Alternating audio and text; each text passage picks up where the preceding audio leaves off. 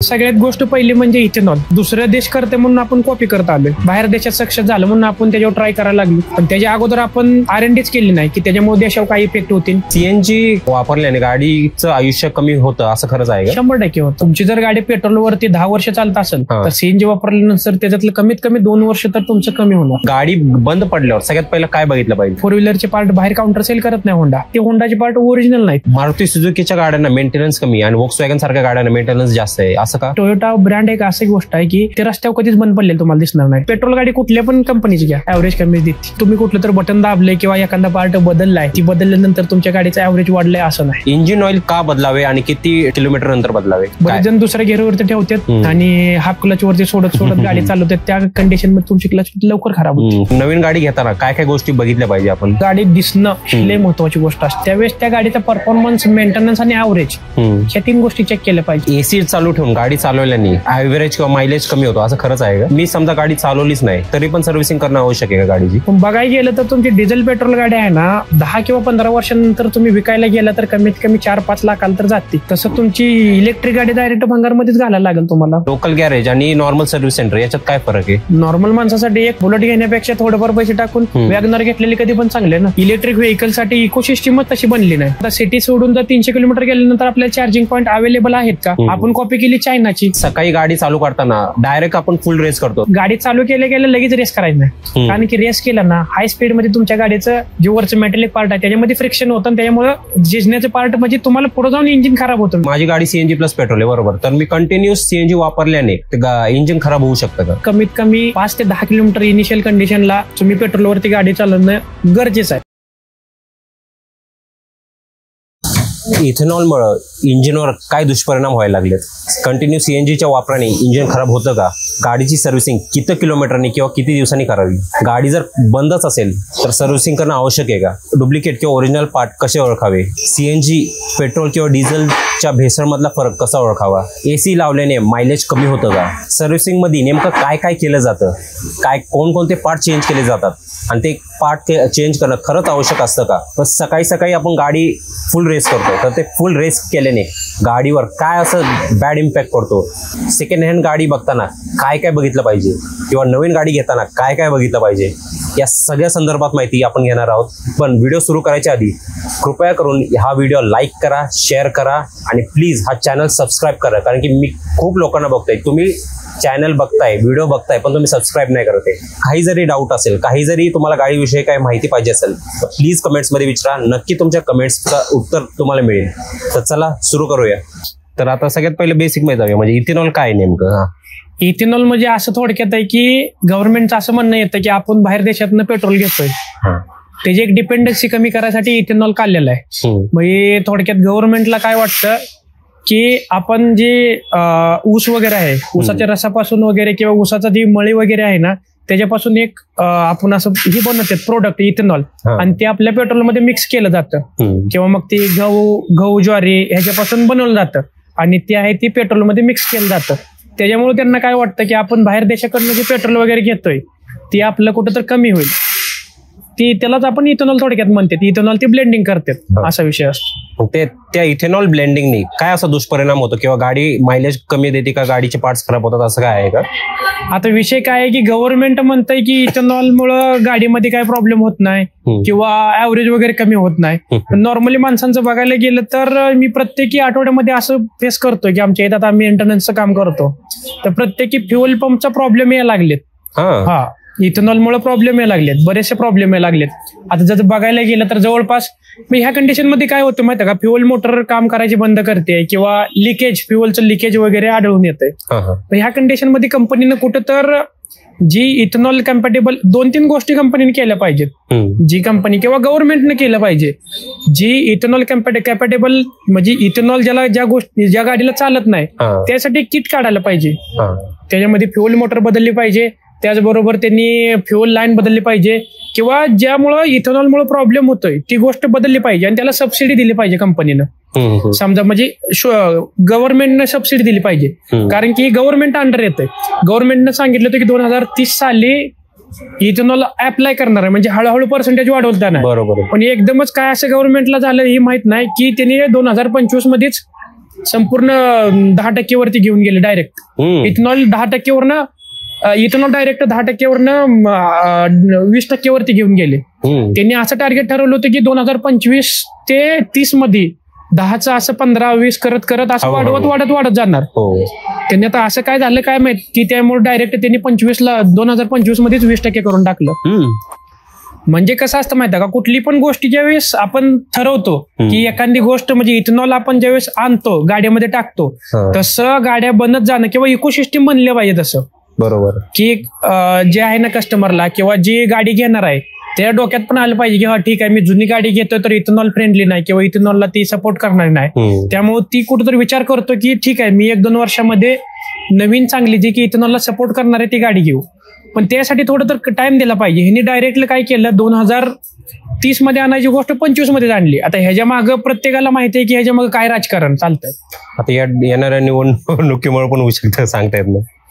निवडणुकीचं मला तर असं वाटायला लागलं की येणाऱ्या निवडणुकीमध्ये त्यांचं सरकार बसणार नाही, त्यामुळे 2030चा प्रॉफिट त्यांनी 2025 मध्येच काढायचं असं मला तर पर्सनली वाटतं की 2025 मध्येच ते सगळं टोटल प्रॉफिट काढायचं. आता 2030 मध्ये तर 29 मध्ये तर येणार नाही, ही फिक्स माहिती झाली. त्यामुळे त्यांनी अगोदरच हिला गोष्टी लागू केल्यात. आता लागू केल्यानंतर सगळ्यालाच हे गोष्टी माहित आहेत की असं नाही की लपवून ठेवलं, मी सांगितलं म्हणून काही ही गोष्ट होणार नाही असं नाही. इथेनॉलचे प्लांट कोणाचं आहे ही सगळ्यांना माहिती आहे. बरोबर, नितीन गडकरीच्या मुलाचे दोन्ही. मी असं म्हणत नाही की फक्त त्यांच्या दोघांचं, पण जेवढं जे मेजॉरिटी आपण कॅप्चर केलं ना, मेजॉरिटी बघितलं तर त्यांचंच आहे. प्रॉफिट कोणाला होतं तर त्यांनाच होते. आपल्याला असं वाटत होतं की नितीन गडकरी म्हणजे आपण आता राजकीय नेता आपण नाव घेणार नाही किंवा ठीक आहे, नितीन गडकरी असं एक वाटत होतं की मेजॉरिटी म्हणजे जे व्हॉइस आहे ना, म्हणजे कस्टमर म्हणजे आपलं जे पब्लिकचा जे व्हॉइस आहे त्यानुसार मी सांगतोय, नितीन गडकरी असं वाटत होतं की फक्त देशासाठी काम करतोय. पण आता बऱ्याच जणांचे रील्स वगैरे बघतोय मी, न्यूज वगैरे बघतोय, त्यानुसार माणसांचा असा रिप्लाय येतोय की नितीन गडकरी फक्त स्वतःच्या मुलासाठी काम करतोय. त्याच्यामुळे संपूर्ण भारतातल्या जेवढ्या गाड्या आहेत ना, पेट्रोल गाड्या म्हणा, त्याच्यामध्ये त्यांनी खराबी केली किंवा प्रॉब्लेम आणलेत असं त्यांनी म्हणजे आढळून आले.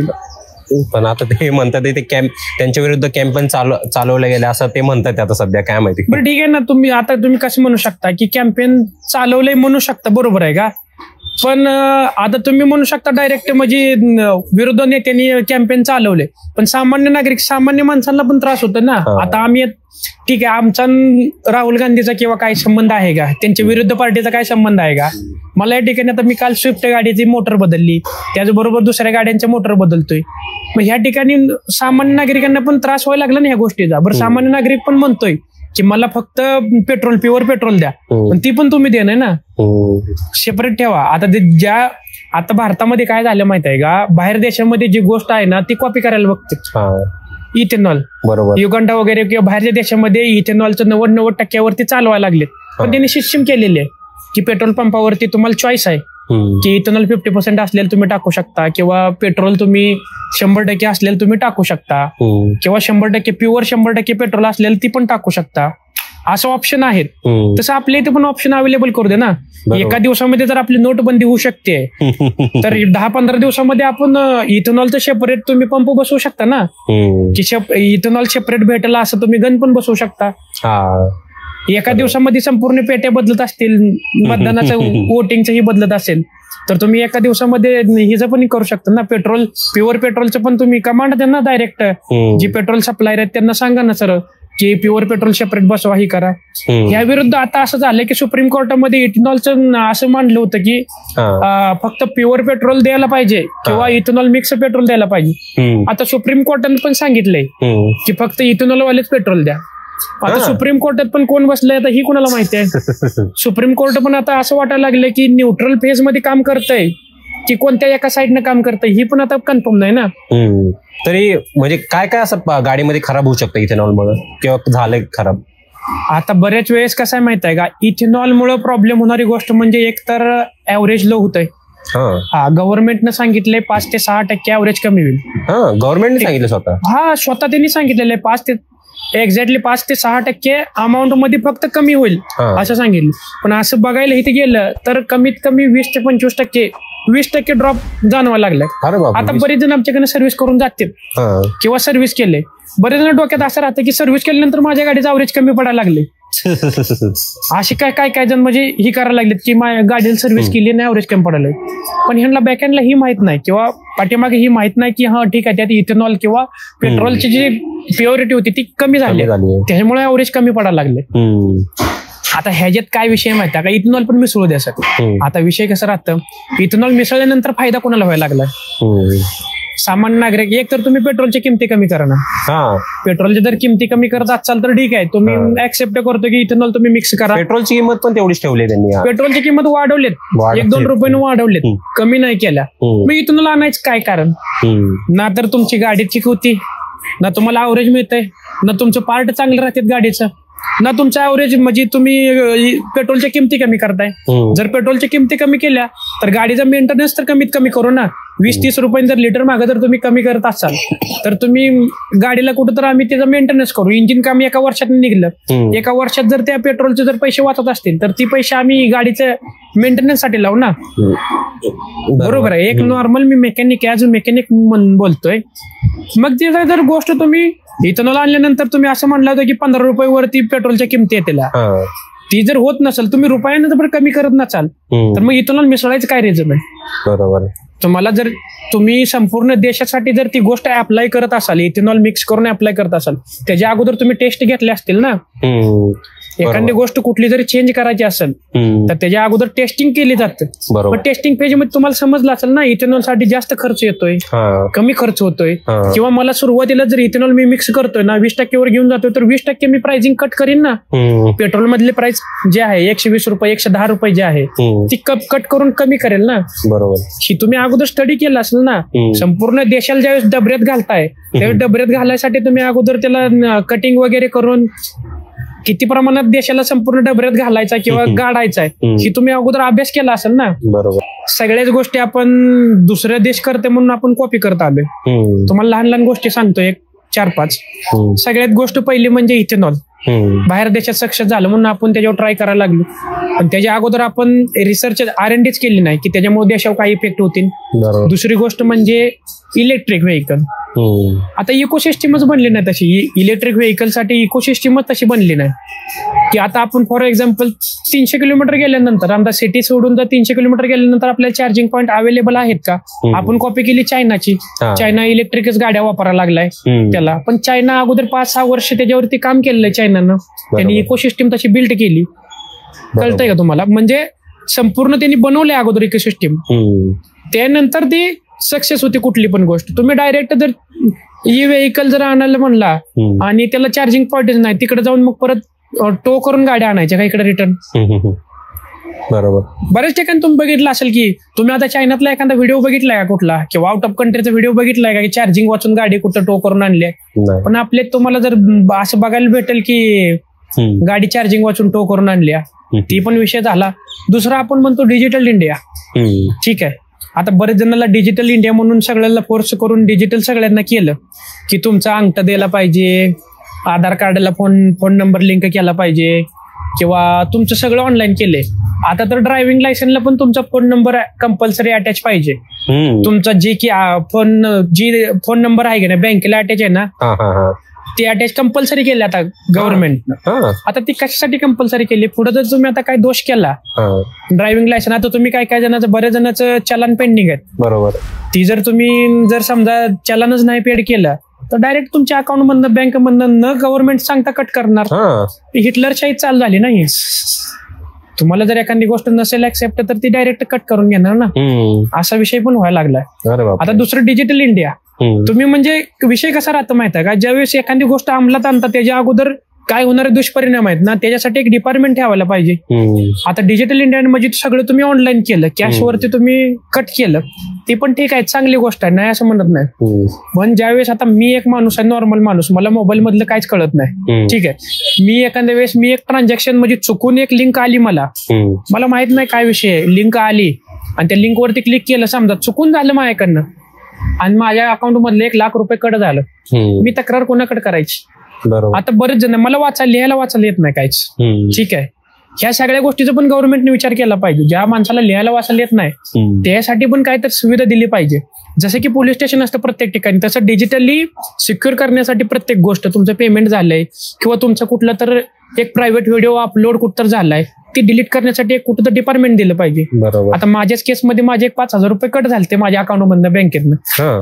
मी पोलीस स्टेशनला गेलो, ज्या ठिकाणी पोलिसाला तक्रार केली, ज्या पोलिसापाशी जातोय त्याला स्वतःच व्हॉट्सअप, म्हणजे ज्या पोलिसा ठिकाणी जातोय त्या पोलिसांना स्वतःच व्हॉट्सअप पण इन्स्टॉल करायचं नाही. मी असं म्हणत नाही की त्यांना येत नाही, पण त्या पोलिसांना पण घेतलंय कशासाठी, त्यांना फिजिकली टेस्ट आणि जे क्रिमिनल आहेत त्यांना सापडण्यासाठी किंवा पकडण्यासाठी घेतलेलं आहे. त्यांच्या ठिकाणी ते पण कमी नाहीत, मी असं म्हणत नाही, पण ही प्रॉब्लेम त्यांनी सॉल्व्ह करू शकणार नाहीत ना. डिजिटल पेमेंट वाले पेमेंट म्हणजे जी प्रॉब्लेम आहे ती पोलीस सॉल्व्ह करू शकणार नाही, कारण की त्यांची मेंटॅलिटी ह्यासाठीच घेतलेली आहे, त्यांची कॅपेबिलिटी ही चेक करून घेतली, त्यांचं फिजिकली आणि त्या क्रिमिनलला पकडू ह्यासाठीच घेतलेलं आहे. त्यांना ह्यासाठी नाही घेतले की क्राईम काय करायसाठी, ह्यासाठी एक सेपरेट डिपार्टमेंट दिलं पाहिजे. गव्हर्नमेंटनं दिलं असेल पण ऍक्च्युअल मध्ये ती वर्किंग मध्ये नाही. आता सीएनजीच्या पॉईंटवर येऊ, म्हणजे आता हल्ली सीएनजी लावणं, सीएनजी किट लावणं हे फार ट्रेंडिंगला चाललंय. तर सीएनजी किट लावल्याने किंवा समजा आता माझी गाडी सीएनजी प्लस पेट्रोल आहे बरोबर, तर मी कंटिन्युअस सीएनजी वापरल्याने इंजिन खराब होऊ शकतं का? हो, आता बघायला गेलं तर विषय कसा माहित आहे का, इकडे गेलं तर आड आहे, इकडे गेलं तर विहीर आहे. आता सीएनजी वर वापरू नका म्हणलं, पेट्रोल वापरा, पेट्रोलमध्ये पण इथेनॉल मिक्स करायला लागले.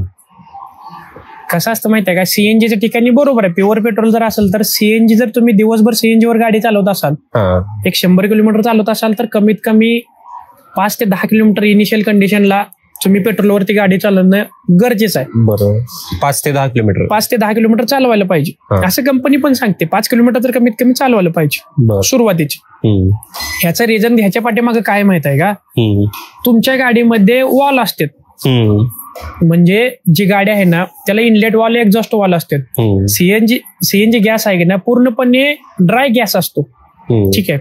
ती ज्यावेळेस वर्किंग करतात ना त्या ठिकाणी मग वॉलला लिकेजचा प्रॉब्लेम येतात किंवा वॉल ब्रेक वगैरे होते. मग त्या ठिकाणी तुम्ही फक्त सीएनजी वर जर गाडी चालवत असाल तर तिथं मग पिकअप लॉस किंवा तुमचं ॲव्हरेज देणं, गाडी मिसिंग करणं ही प्रॉब्लेम जास्त येते. त्यामुळं 10% किंवा 5% ना तुम्ही पेट्रोलवर जर गाडी चालवली किंवा ज्या ठिकाणी तुम्हाला असं वाटतंय की तुमची गाडी चढाच्या ठिकाणी गेल्यानंतर तुम्हाला असं पिकअप, सीएनजीवर थोडंसं पिकअप कमी देत असते गाडी किंवा पॉवर कमी देत असते, त्या ठिकाणी तुम्हाला पेट्रोलवर चालवणं गरजेचं आहे. तुमच्या गाडीमध्ये जर लोड असेल आणि त्या ठिकाणी तुम्हाला चढाच्या ठिकाणी गाडी जायचं आहे, त्या ठिकाणी तुम्हाला पेट्रोलवर चालवायलाच पाहिजे.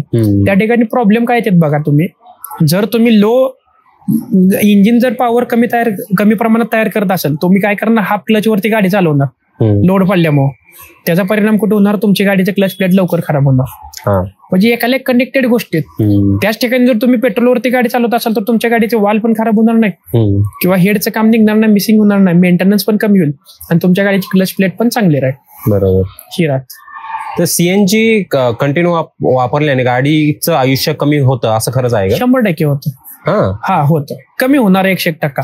तुमची जर गाडी पेट्रोलवरती 10 वर्ष चालत असेल तर सीएनजी वापरल्यानंतर त्याच्यातलं कमीत कमी 2 वर्ष तर तुमचं कमी होणार. अरे बापरे. आणि त्याच्यामध्ये तुमच्या सगळ्यात जास्त सीएनजी वापरल्यानंतर जी प्रॉब्लेम येतो, तुमच्या गाडीचं हेड गॅस्केटचं काम निघतं, म्हणजे हेडचं वॉल लिकेज होणं ही प्रॉब्लेम येतो सगळ्यात मोठा. अच्छा. हा, त्यामुळे तुमचे पिकअप लॉस होते. असं बरेच जणांना अनुभव आलेले आहेत, असं काही नाही की जी प्रत्येक जण कमेंट बॉक्स मध्ये सांगतील जे त्याला म्हणजे अनुभव आला ती कमेंट बॉक्स मध्ये सांगतीलच की हा मला अनुभव आलाय. आणि प्रत्येक जणांनी जे प्रॉब्लेम येतो, हे आपण ज्या गोष्टी जे बोललोय प्रॉब्लेम येतोय त्यांनी कमेंट मध्ये कमेंट करा की कुणाला काय अनुभव आलाय, त्यानुसार एकामेकाला त्याची हेल्प होईल.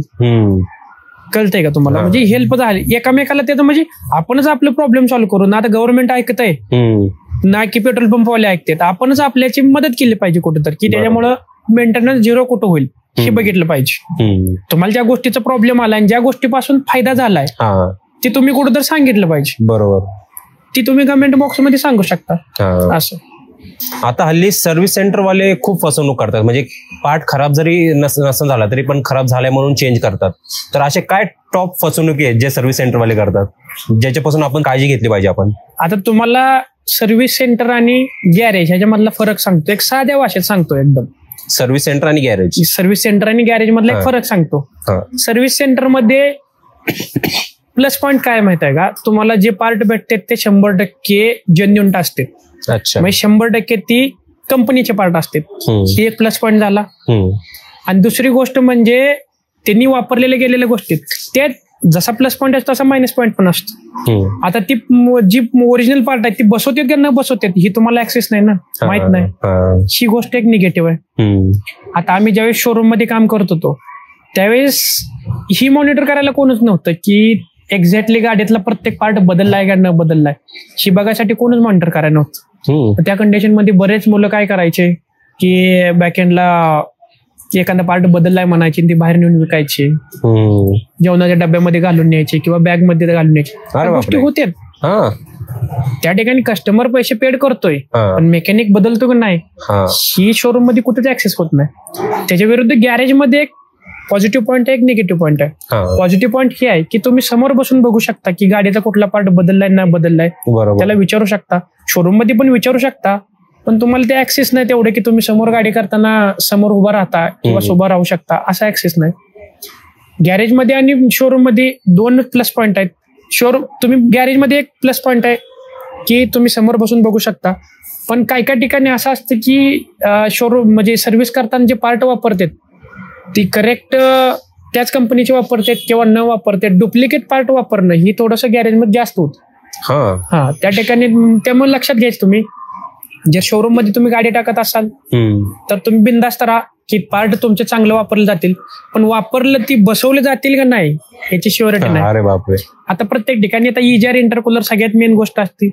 इजार इंटरकूलर करायसाठी शोरूम मध्ये कॉस्टिंग कमी लावतात पण ती पार्टच करत नाही. फक्त केले म्हणून तुम्हाला जॉब कार्ड मध्ये प्राइसिंग लावतात पण ती पार्ट होत नाही. बऱ्याचशा ठिकाणी होत नाही कारण की इजार करायसाठी शोरूमला टार्गेट ठरलेलं असतं की मला लेबर कॉस्ट एवढी दिली पाहिजे की वर्षामध्ये 15 लाखाचं 10 लाखाचं टार्गेट कम्प्लीट केलं पाहिजे. त्यावेळेस सुपरवायझर म्हणा मॅनेजरला प्रेशर असतो वरनं गाडी त्या वेळेत त्या कम्प्लीट करून त्यांनी लेबर कॉस्ट कंडक्ट केला पाहिजे किंवा तेवढा झाला पाहिजे. तेवढा जर लेबर कॉस्ट नाही झाला तर मग त्यांना खाली प्रॉब्लेम येतो.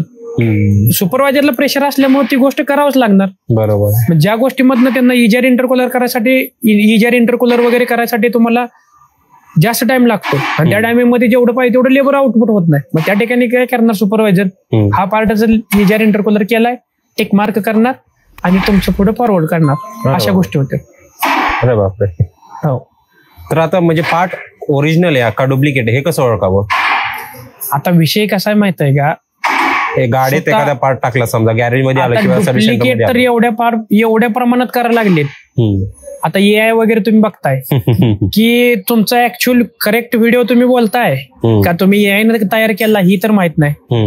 ही सुद्धा माहित होत नाही काय काय कंडिशन मध्ये. तसंच आहे हो. सेकंड पार्ट तुम्ही तयार करताय की नाही शोरूम मध्ये पण काय काय कंडिशन मध्ये सेकंड पार्ट म्हणजे वापरले जाणारे पार्ट ओरिजिनल आहे डुप्लिकेट आहे ही एक लास्ट पॉइंटला आपण चेक करू शकतो की क्वालिटी थोडीफार खराब वाटली आपल्याला तर आपण म्हणू शकतो किंवा स्टिकरवरनं वगैरे म्हणू शकतो की हा ठीक आहे ओरिजिनल आहे डुप्लिकेट आहे. पण काय काय कंडिशन मध्ये एवढं फाईन अँड फिनिश मध्ये ते डुप्लिकेट प्रोडक्ट बनवले जातात की ओळखू पण येत नाही अशी पण कंडिशन असते. अरे बापरे. त्यामुळं बरेच जण म्हणतात.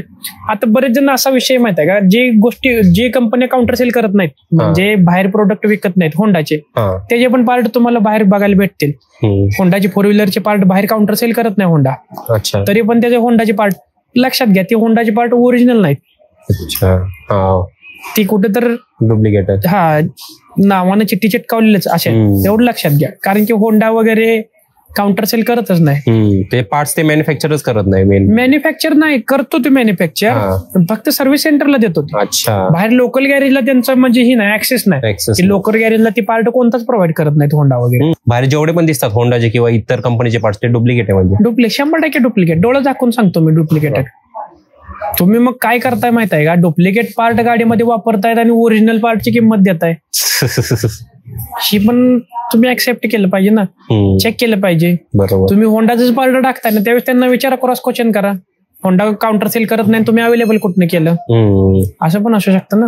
ह्या सगळ्या गोष्टी तुम्ही म्हणजे गाडी तुम्ही ज्यावेळेस मेंटेनन्स करता त्यावेळेस लहान लहान गोष्टी लक्षात ठेवा बरोबर. काम करताय ना, तुमची होंडाची गाडी आहे ना, एखादा जर सर्व्हिस सेंटर म्हणजे बाहेर जे काम करताय, गॅरेजमध्ये काम करताय, ती जर म्हणत असेल तुम्ही होंडाचा पार्ट तुम्हाला मी अवेलेबल करून देतो, तर त्याला विचारा ना कुठं अवेलेबल केला, काय केला, या सगळ्या गोष्टी होतात ना.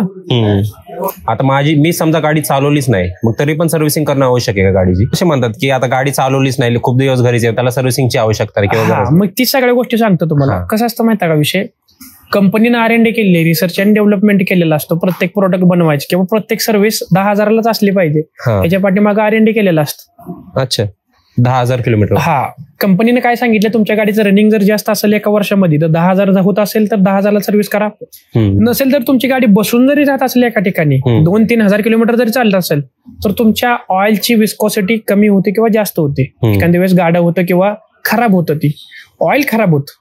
त्या ठिकाणी त्या कंडिशनमध्ये तुम्हाला इंजिन ऑइल आणि ऑइल फिल्टर बदलणं, 1 वर्षामध्ये इंजिन ऑइल फिल्टर बदलणं गरजेचं आहे. तुमच्या गाडीचे किलोमीटर नसेल तर 1 वर्षामध्ये तुमच्या गाडीची सर्व्हिसिंग करायची आहे. नसेल तर किलोमीटर असेल तर 10,000 किलोमीटरला गाडी कंपल्सरी सर्व्हिस करणं गरजेचं आहे. हा, जर तुमच्या गाडीची काहीच किलोमीटर रनिंग होत नसेल गाडी तर इंजिन ऑइल आणि ऑइल फिल्टर, कारण की एअर फिल्टर एसी फिल्टर तुमच्या गाडीचे खराब होत नसतात कारण की किलोमीटर झाले नाहीत. इंजिन ऑइल आणि ऑइल फिल्टर चेंज करणं गरजेचं आहे कंपल्सरी. पुढे जाऊन तुमच्या गाडीला प्रॉब्लेम येणार नाही. म्हणजे गाडी बसून जरी असेल तरी पण ते सगळं 100% तुम्हाला करावं लागतं, कारण की ऑइल चेक लाईफ दिलेलं आहे की 1 वर्ष किंवा 10,000 किलोमीटर, तेवढ्यापर्यंत तुमच्या गाडीचं ऑइल खराब होतं. कारण की मेटलला कॉन्टॅक्ट येऊ देतं. बऱ्याच जणांचा आता प्रश्न काय राहील माहिती आहे का, आता मी कॅन मध्ये भरून मी ह्याच्यामध्ये ठेवलेला आहे, दुकानात वगैरे ठेवते, 1 वर्ष ठेवते, ती खराब का होत नाही. बरोबर. विषय कसा असतो माहिती आहे का, प्लॅस्टिकला कॉन्टॅक्ट येतं मध्ये, ऑइल मध्ये कॅन मध्ये ज्यावेळेस असतं ते प्लॅस्टिकला कॉन्टॅक्ट मध्ये येतं, त्यावेळेस त्याला रिॲक्ट होत नाही कुठलंच. ज्यावेळेस तुम्ही गाडीमध्ये टाकता ते मेटल टू मेटल कॉन्टॅक्ट असतं. बरोबर. पार्टच आहे ते मेटलला कॉन्टॅक्ट असतं आणि त्याचं फ्रिक्शन होत असतं, त्यावेळेस काय तर केमिकल रिॲक्शन होत असते, त्यामुळे तिथं म्हणजे ती लाईफ त्याची कमी होत असते, 0 होत असते. बरोबर. असं इंजिन ऑइल का बदलावे आणि किती ड्युरेशनने बदलावे किंवा किती किलोमीटर नंतर बदलावे? इंजिन ऑइल का बदलायला पाहिजे? आता सर्व्हिसिंग म्हणजे 10,000 किलोमीटरलाच काय बरं इंजिन ऑइल बदलायला पाहिजे? सगळ्यात मेन गोष्ट, एखादी गोष्ट करायची तर कशा पाय करायची ही पण टेक्निकली माहिती पाहिजे. इंजिन ऑइल बदलायचं मागचं रिझन काय असतं, इंजिन ऑइल ज्यावेळेस तुम्ही टाकत असता त्यावेळेस एखादी वस्तू तुम्ही गरम करताय, इंजिन ऑइल पण गरम होत असते, एखादी वस्तू गरम करताय ती पातळ होती, बरोबर, म्हणजे त्याची विस्कोसिटी कमी किंवा जास्त होत असते. ठीक आहे, तर तुम्ही लक्षात घ्या त्या ज्या ऑइल्स आहे ती विस्कोसिटी कमी होत असते किंवा त्याच्यामध्ये फिरणारे पार्ट असतात आतमध्ये, कनेक्टिंग बेरिंग म्हणा किंवा सगळे जे पार्ट असतात मेटलचे पार्ट असतात, त्याच्यामध्ये बर तयार होते मित्रांनो, म्हणजे बर तयार होते आणि ती बर तयार झालेली आहे ना त्या ऑइल मध्ये मिसळली जाते आणि तीच ऑइल जर कंटिन्यू गाडीमध्ये फिरत असेल तर फिरणाऱ्या पार्टला डॅमेज करतं. त्याचं पर्सेंटेज तुम्हाला काय वाटतं की मी ऑइल 15,000 किलोमीटर झालं बदललं नाही, 20,000 किलोमीटर झालं बदललं नाही, पण त्याचा इफेक्ट तुम्हाला आता जाणवत नाही. 5-6 महिना, 1 वर्ष, 2 वर्ष झाल्यानंतर तुमची गाडी पिकअप सोडणं, गाडीचा आवाज जास्त वाढणं ही प्रॉब्लेम पुढे जाते. त्यामुळे तुमच्या गाडीची इंजिनची जी लाईफ आहे ती कमी होती. त्यामुळे लक्षात घ्यायचंय प्रत्येकी 10,000ला ऑइल बदली करणं गरजेचं आहे. ही जी टेक्निकली जी आहे ना प्रॉब्लेम ते आहे. तसंच ब्रेक पॅड किती किलोमीटरने बदलावे? आता आपण प्रत्येक गोष्ट बघत जाऊ की आता ऑइल सांगितलं तुम्हाला, त्याचबरोबर आता डिझेल फिल्टर किंवा पेट्रोल फिल्टर सांगतो. सगळ्यात पहिला असा प्रश्न घेऊयात, म्हणजे सर्व्हिसिंग मध्ये नेमकं काय काय गोष्टी केल्या जातात? सर्व्हिसिंग मध्ये काय काय गोष्टी करतात आणि त्यानुसार काय काय बदलल्या पाहिजेत आणि किती किती किलोमीटरला बदलल्या पाहिजेत ही तुम्हाला सांगतो एक फ्लो मध्ये 5 मिनिटात सगळ्या गोष्टी सांगून टाक. चालेल. ऑइल तर तुम्हाला सांगितलं प्रत्येकी 10,000 बदलायला पाहिजे, कारण की आत फ्रिक्शन वगैरे होतं त्यामुळे त्याची विस्कोसिटी कमी होती आणि त्याच्यामध्ये केमिकल रिॲक्शन झाल्यामुळे प्रत्येकी तुम्हाला 10,000 किंवा 1 वर्ष जर तुमची गाडी रनिंग होत नसेल, 1 वर्ष असेल तर त्या ठिकाणी ती बदलायला पाहिजे. दुसरी गोष्ट म्हणजे एअर फिल्टर. बरेच जण काय करतात माहिती आहे, गाडीचे 10,000 किलोमीटरला एअर फिल्टर साफ करून बसवतात. तसं करू नका, एअर फिल्टर बदला कंपल्सरी. 300, 400, 500, 1000 रुपयाच्या आतमध्ये एअर फिल्टर असतो. एअर फिल्टर जर तुम्ही साफ करून बसवत असाल तर तुम्ही कुठेतरी गाडीला प्रॉब्लेम देताय. तुमच्या गाडीचा टर्बो खराब होतो. आता टर्बो कसा खराब होतो बघा, एअर फिल्टरला ज्यावेळेस जेवढं गाडीला एअर पाहिजे तेवढी एअर जर तिने सक करत नसेल त्यावेळेस पाठीमागचा टर्बोचा जी बेरिंग असते ती लिकेज होती. आता टेक्निकल ज्याला गोष्टी समजतात त्याला समजून जाईल की कसं होतं, पण मी एक नॉर्मल माणसाला सांगतो की फ्रंटला की तुमचा टर्बो पण खराब होतो. आणि गाडीमध्ये कसं असतं माहिती आहे का, तुमच्या गाडी म्हणजे चुलीमध्ये ज्यावेळेस तुम्ही जाळ लावता त्या ठिकाणी लाकड टाकतो जाळायसाठी आणि हवा लागत असते. जर तुमच्या ह्याच्यामध्ये चुलीला जर फक्त तुम्ही लाकूड ढकलत असाल म्हणजे फ्युलच ढकलत असाल आणि त्या ठिकाणी हवा जात नसेल तर त्या ठिकाणी दूर होतो माहिती आहे का तुम्हाला. मग आपण त्या कंडिशन मध्ये काय करतो, असे एक नळे असते त्यांना आपण हवा देतो त्याला, म्हणजे थोडक्यात त्याला फुकणी म्हणतात किंवा फुकारी म्हणतात आपल्या इकडे, त्यांना आपण त्याला काय करतो, ऑक्सिजन प्रोव्हाइड करतो. म्हणजे चुलीमध्ये पण तीच प्रिन्सिपल सेम इंजिन मध्ये असतं. बरोबर. ज्या प्रमाणात तुम्ही फ्युल देताय म्हणजे त्या ठिकाणी फ्युल म्हणजे लाकूड असतं आणि फुकणी म्हणजे आपण त्याला हवा देतो, त्या ठिकाणी ऑक्सिजन असतं. जर तुमचा एअर फिल्टर जर खराब असेल, आता गाडीकडे येऊ आपण, जर तुमच्या गाडीचं एअर फिल्टर खराब असेल तर त्या ठिकाणी जेवढे पाहिजे तेवढा कंबशन व्हायसाठी आतमध्ये जेवढं पाहिजे तेवढं तुम्हाला ऑक्सिजन भेटणारच नाही ना. बरोबर. त्यामुळे तुम्हाला काय होईल माहिती आहे, गाडी धूर मारणं किंवा गाडीचं ऍव्हरेज कमी होतं, पिकअप वगैरे भेटत नाही, अशा कंडिशन होते. त्यामुळे प्रत्येकी 10,000ला तुम्हाला एअर फिल्टर ही बदलायचं कंपल्सरी. ठीक आहे. एसी फिल्टर तुमच्यावर डिपेंड आहे. एसी फिल्टर जर तुमचा यूज कमी असेल तर एसी फिल्टर साफ करून बसवला तर चालून जातो. पण बेस्ट वे राहतो. 200-300 रुपयाचा पार्ट आहे. तुम्ही वर्षाकाठी जर 5-6 हजार रुपये गाडीवर खर्च करू शकत नसाल सर्व्हिससाठी तर गाडी सांभाळण्याचा अर्थच राहत नाही ना. बरोबर आहे का. लॉंग लाईफ साठी असा विषय राहतो. त्यानंतर आपण काय करतो, सर्व्हिसमध्ये engine oil, oil filter, air filter आणि एसी फिल्टर ही नॉर्मल गोष्टी बदलते. तुमची पेट्रोल गाडी असेल तर पेट्रोल फिल्टर, डिझेल गाडी असेल तर diesel filter, petrol plus CNG असेल तर सीएनजी फिल्टर ही प्रत्येकी 30,000 किलोमीटरला बदलायला पाहिजे तुम्हाला. 30,000 किलोमीटर. प्रत्येकी 30,000 किलोमीटरला बदलायला पाहिजे. आता बऱ्याच गाड्या बघितल्यात मी. माझ्याकडे इनोवा येत होती, त्यांनी सर्व्हिस सेंटरमध्येच काम केलं. तर सर्व्हिस सेंटर वाल्यांनी काम केलं नाही किंवा खाल्या टेक्निशियननं डिझेल फिल्टर बदलणं ही माहित नाही. संपूर्ण गाडीमधनं आम्ही ज्यावेळेस डिझेल फिल्टर साईडला काढला होता ना, आतनं गाळ निघला होता. आता ते शोरूम, आता ती आपण तर नाही सांगू शकणार की कोणी त्याच्या पाठीमागं चुकीचं केलेलं आहे किंवा ती सिस्टीम फॉलो झाली नाही, ते आपल्याला माहित नाही ना. आम्ही फिल्टर बदलला तर गाडी लेट चालू व्हायची, ती पण कमी आली. गाडी पिकअप घेत नव्हती, ती पण पिकअप चांगलं व्हायला लागलं. म्हणजे ह्या सगळ्या गोष्टी झाल्या. तर प्रत्येकी 3,000 मग 30,000 किलोमीटरला काय होतं माहित आहे का, त्याची लाईफ एक असते की डिझेल फिल्टर किंवा पेट्रोल फिल्टर किंवा सीएनजी फिल्टर त्याची होल्डिंगची जी कॅपॅसिटी असते ना ती 31,000 पर्यंत असते. त्यानंतर काय करतं प्रॉब्लेम की जर तुम्ही तरी पण ते डिझेल फिल्टर जर हाय ॲज इट इज वापरला तर तुमचं पुढे जाऊन तुमचं जे इंजेक्टर म्हणा किंवा पुढची फ्युअल लाईन आहे ना त्याला डॅमेज करायचा प्रॉब्लेम असतो. त्यामुळे कंपनीने सांगितलेलं आहे की तुमचं पिकअप किंवा गाडी झटका मारणं ही जर प्रॉब्लेम येऊन वाटत असेल तर प्रत्येकी 30,000 तुमची डिझेल फिल्टर, पेट्रोल फिल्टर आणि सीएनजी फिल्टर बदलला पाहिजे. अशी गोष्ट झाली. आता क्लच प्लेट किती दिवसाला बदलली पाहिजे किंवा किती किलोमीटरला बदलली पाहिजे. क्लच प्लेट अशी गोष्ट आहे की तुम्ही जर खराब चालवली तर 10,000 किलोमीटरला पण खराब होती. चांगली चालवली तर 1 लाखापर्यंत पण चालते सरासरी.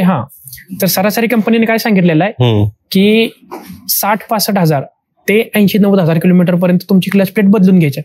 कारण की जर तुम्ही क्लच प्लेट नाही बदलली तर त्याच्यामुळे जर स्लिपेज तयार होते क्लच प्लेटचे, त्या स्लिपेजमुळे तुमच्या गाडीचं ॲव्हरेज कमी होणं, पिकअप कमी होणं, त्याच्यामुळे तुमची एवढी पॉवर लॉस होती की तुम्ही येणाऱ्या प्रत्येकी तिथनं पुढे 10-15 हजार की 20,000 किलोमीटर जर तुम्ही स्लिप खराब क्लच प्लेटवर जर गाडी चालवत असाल तर तेवढं तुम्ही पेट्रोल किंवा डिझेल ॲव्हरेज कमी देते की तेवढ्या किमतीमध्ये तुम्ही तुमच्या गाडीची क्लच प्लेट टाकू शकता. त्यामुळं प्रत्येकी 65 ते 90 तर 80,000 किलोमीटर पर्यंत तुमच्या गाडीची क्लच प्लेट तुम्ही बदलली पाहिजे. अच्छा. आता बरेच जण कमेंट करतील की माझी 2 लाख किलोमीटर चालली, 4 लाख किलोमीटर चालली, चालायला काय नाही विषय. पण त्या ठिकाणी जेवढी पाहिजे तेवढी तुम्हाला पॉवर भेटणार नाही. जर परफेक्ट ड्रायव्हर असेल तर त्या ठिकाणी चालू शकते गाडी तेवढ्या प्रमाणात. म्हणजे ते सगळं आपल्या चालवण्यावर डिपेंड आहे. क्लच प्लेटचं सगळं तुमच्या चालवण्यावर डिपेंड आहे. तर आता क्लच प्लेट म्हणजे चालवताना पण काय काय हाफ क्लच मारतात, त्यामुळे पण क्लच प्लेट खराब होण्याचे चान्सेस आहेत. आता बऱ्याच ठिकाणी कसं आहे माहिती आहे का, तुमची फुल क्लच मारत नाही गिअर चेंज करताना, त्या ठिकाणी पण तुमची क्लच प्लेट लवकर खराब होती. कारण की हाफ एंगेज करणं आणि फुल एंगेज करणं हे डिफरन्स आहे ना. फुल एंगेज केलं तर तुमच्या गाडीची क्लच प्लेट लवकर खराब होत नाही. ट्रॅफिक मध्ये वगैरे बरेच जण काय करतात, हाफ क्लच वरती दुसऱ्या गेअरवर ठेवतात. असं करायचं नाही. पहिल्या गेअरवर ठेवायची आणि त्यानंतर गाडी पिकअप घ्यायची. बरेच जण दुसऱ्या गेअरवरती ठेवतात आणि हाफ क्लच वरती सोडत गाडी चालवतात. त्या कंडिशन मध्ये तुमची क्लच लवकर खराब होती. कारण की क्लचवरच गाडी उचलतात काय काय. बरेच जण क्लच वरतीच गाडी उचलतात, असा प्रॉब्लेम येतो.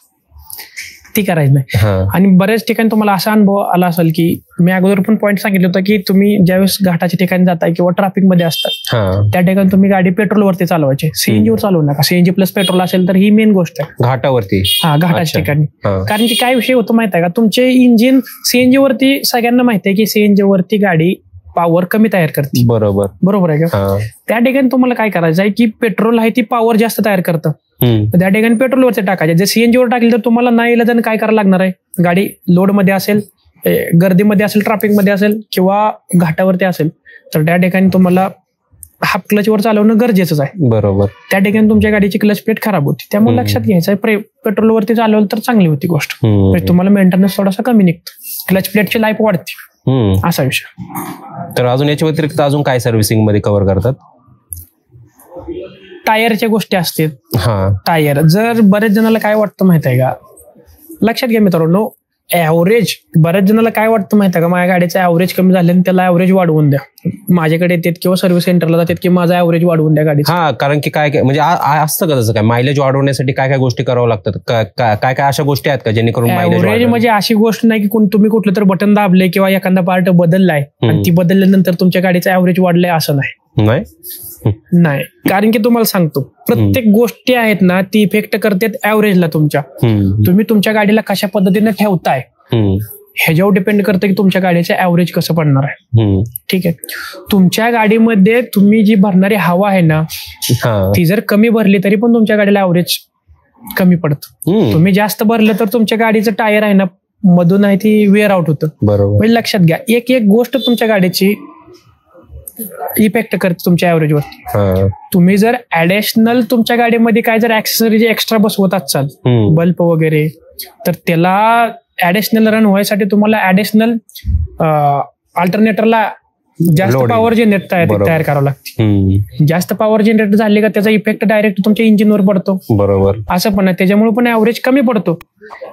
असं काय तुम्हाला एक्झॅक्टली म्हणजे काय पहिलं 20 पडत होता आणि एक ऍक्सेसरीज बसवल्यामुळे डायरेक्ट 15 आला असं नाही. 0.1% मध्ये तर इफेक्ट पडत असतो. आणि प्रत्येक गोष्टीचा तुमच्या टायरचा, ऍक्सेसरीजचा, प्रत्येक गोष्टीचा 0.1% जरी तुम्ही इफेक्ट पकडला तर ती त्या ठिकाणी ऍव्हरेज कमी होतं. म्हणजे अगोदर ज्या गोष्टी सांगितल्या तीच मी रिपीट करतो. तुमच्या ऍव्हरेज साठी सगळ्यात महत्वाची गोष्ट असते तुमच्या गाडीचं सर्व्हिसिंग वेळ होणं. त्यात पेट्रोल फिल्टर, पिरियडिक मेंटेनन्स म्हणजे 10,000ला प्रत्येकी सर्व्हिस चेंज होणं ती गरजेचं आहे. त्यानंतर तुमच्या गाडीचं हवा चेक होणं किंवा जनरल ज्या गोष्टी आहेत ना त्याच गोष्टी तुमच्या गाडीला, म्हणजे तुमची जर डिझेल गाडी असेल तर इजार intercooler, engine oil filter, air filter, AC filter, caliper pin greasing, general checkup, engine flush, radiator flush हे शेड्यूल करणं ही गरजेचं आहे. त्यानंतर तुमची जर पेट्रोल गाडी असेल तर त्याच्यामध्ये petrol filter, engine throttle body वगैरे क्लिनिंग करणं, स्पार्क प्लग चेंज करणं ही खूप महत्वाची गोष्ट आहे. ह्या तुम्ही बदलल्या पाहिजे. ह्या सगळ्या गोष्टी पकडूनच तुमच्या गाडीला ऍव्हरेज पडणार आहे. तुम्हाला एक गोष्ट बदलली आणि त्या गोष्टीनुसार तुम्हाला ऍव्हरेज पडेल असं कधीच होणार नाही. त्यामुळे लक्षात घ्या, असं पण असतं तुमचे सेम मित्र असतात आणि सेम मित्रांना सेमच गाडी घेतलेली असते. फॉर एक्झाम्पल वॅगनर पकडा. मग एक मित्र मला काय म्हणतो माहित आहे का, म्हणजे माझ्याकडे सर्व्हिसला आल्यानंतर मला म्हणतो माझा मित्र आहे त्यानं गाडी घेतली आहे आणि त्याच्याबरोबरच मी गाडी घेतली होती. त्याच्या पण गाडीला 3 वर्ष झाली, माझ्या पण गाडीला 3 वर्ष झाली.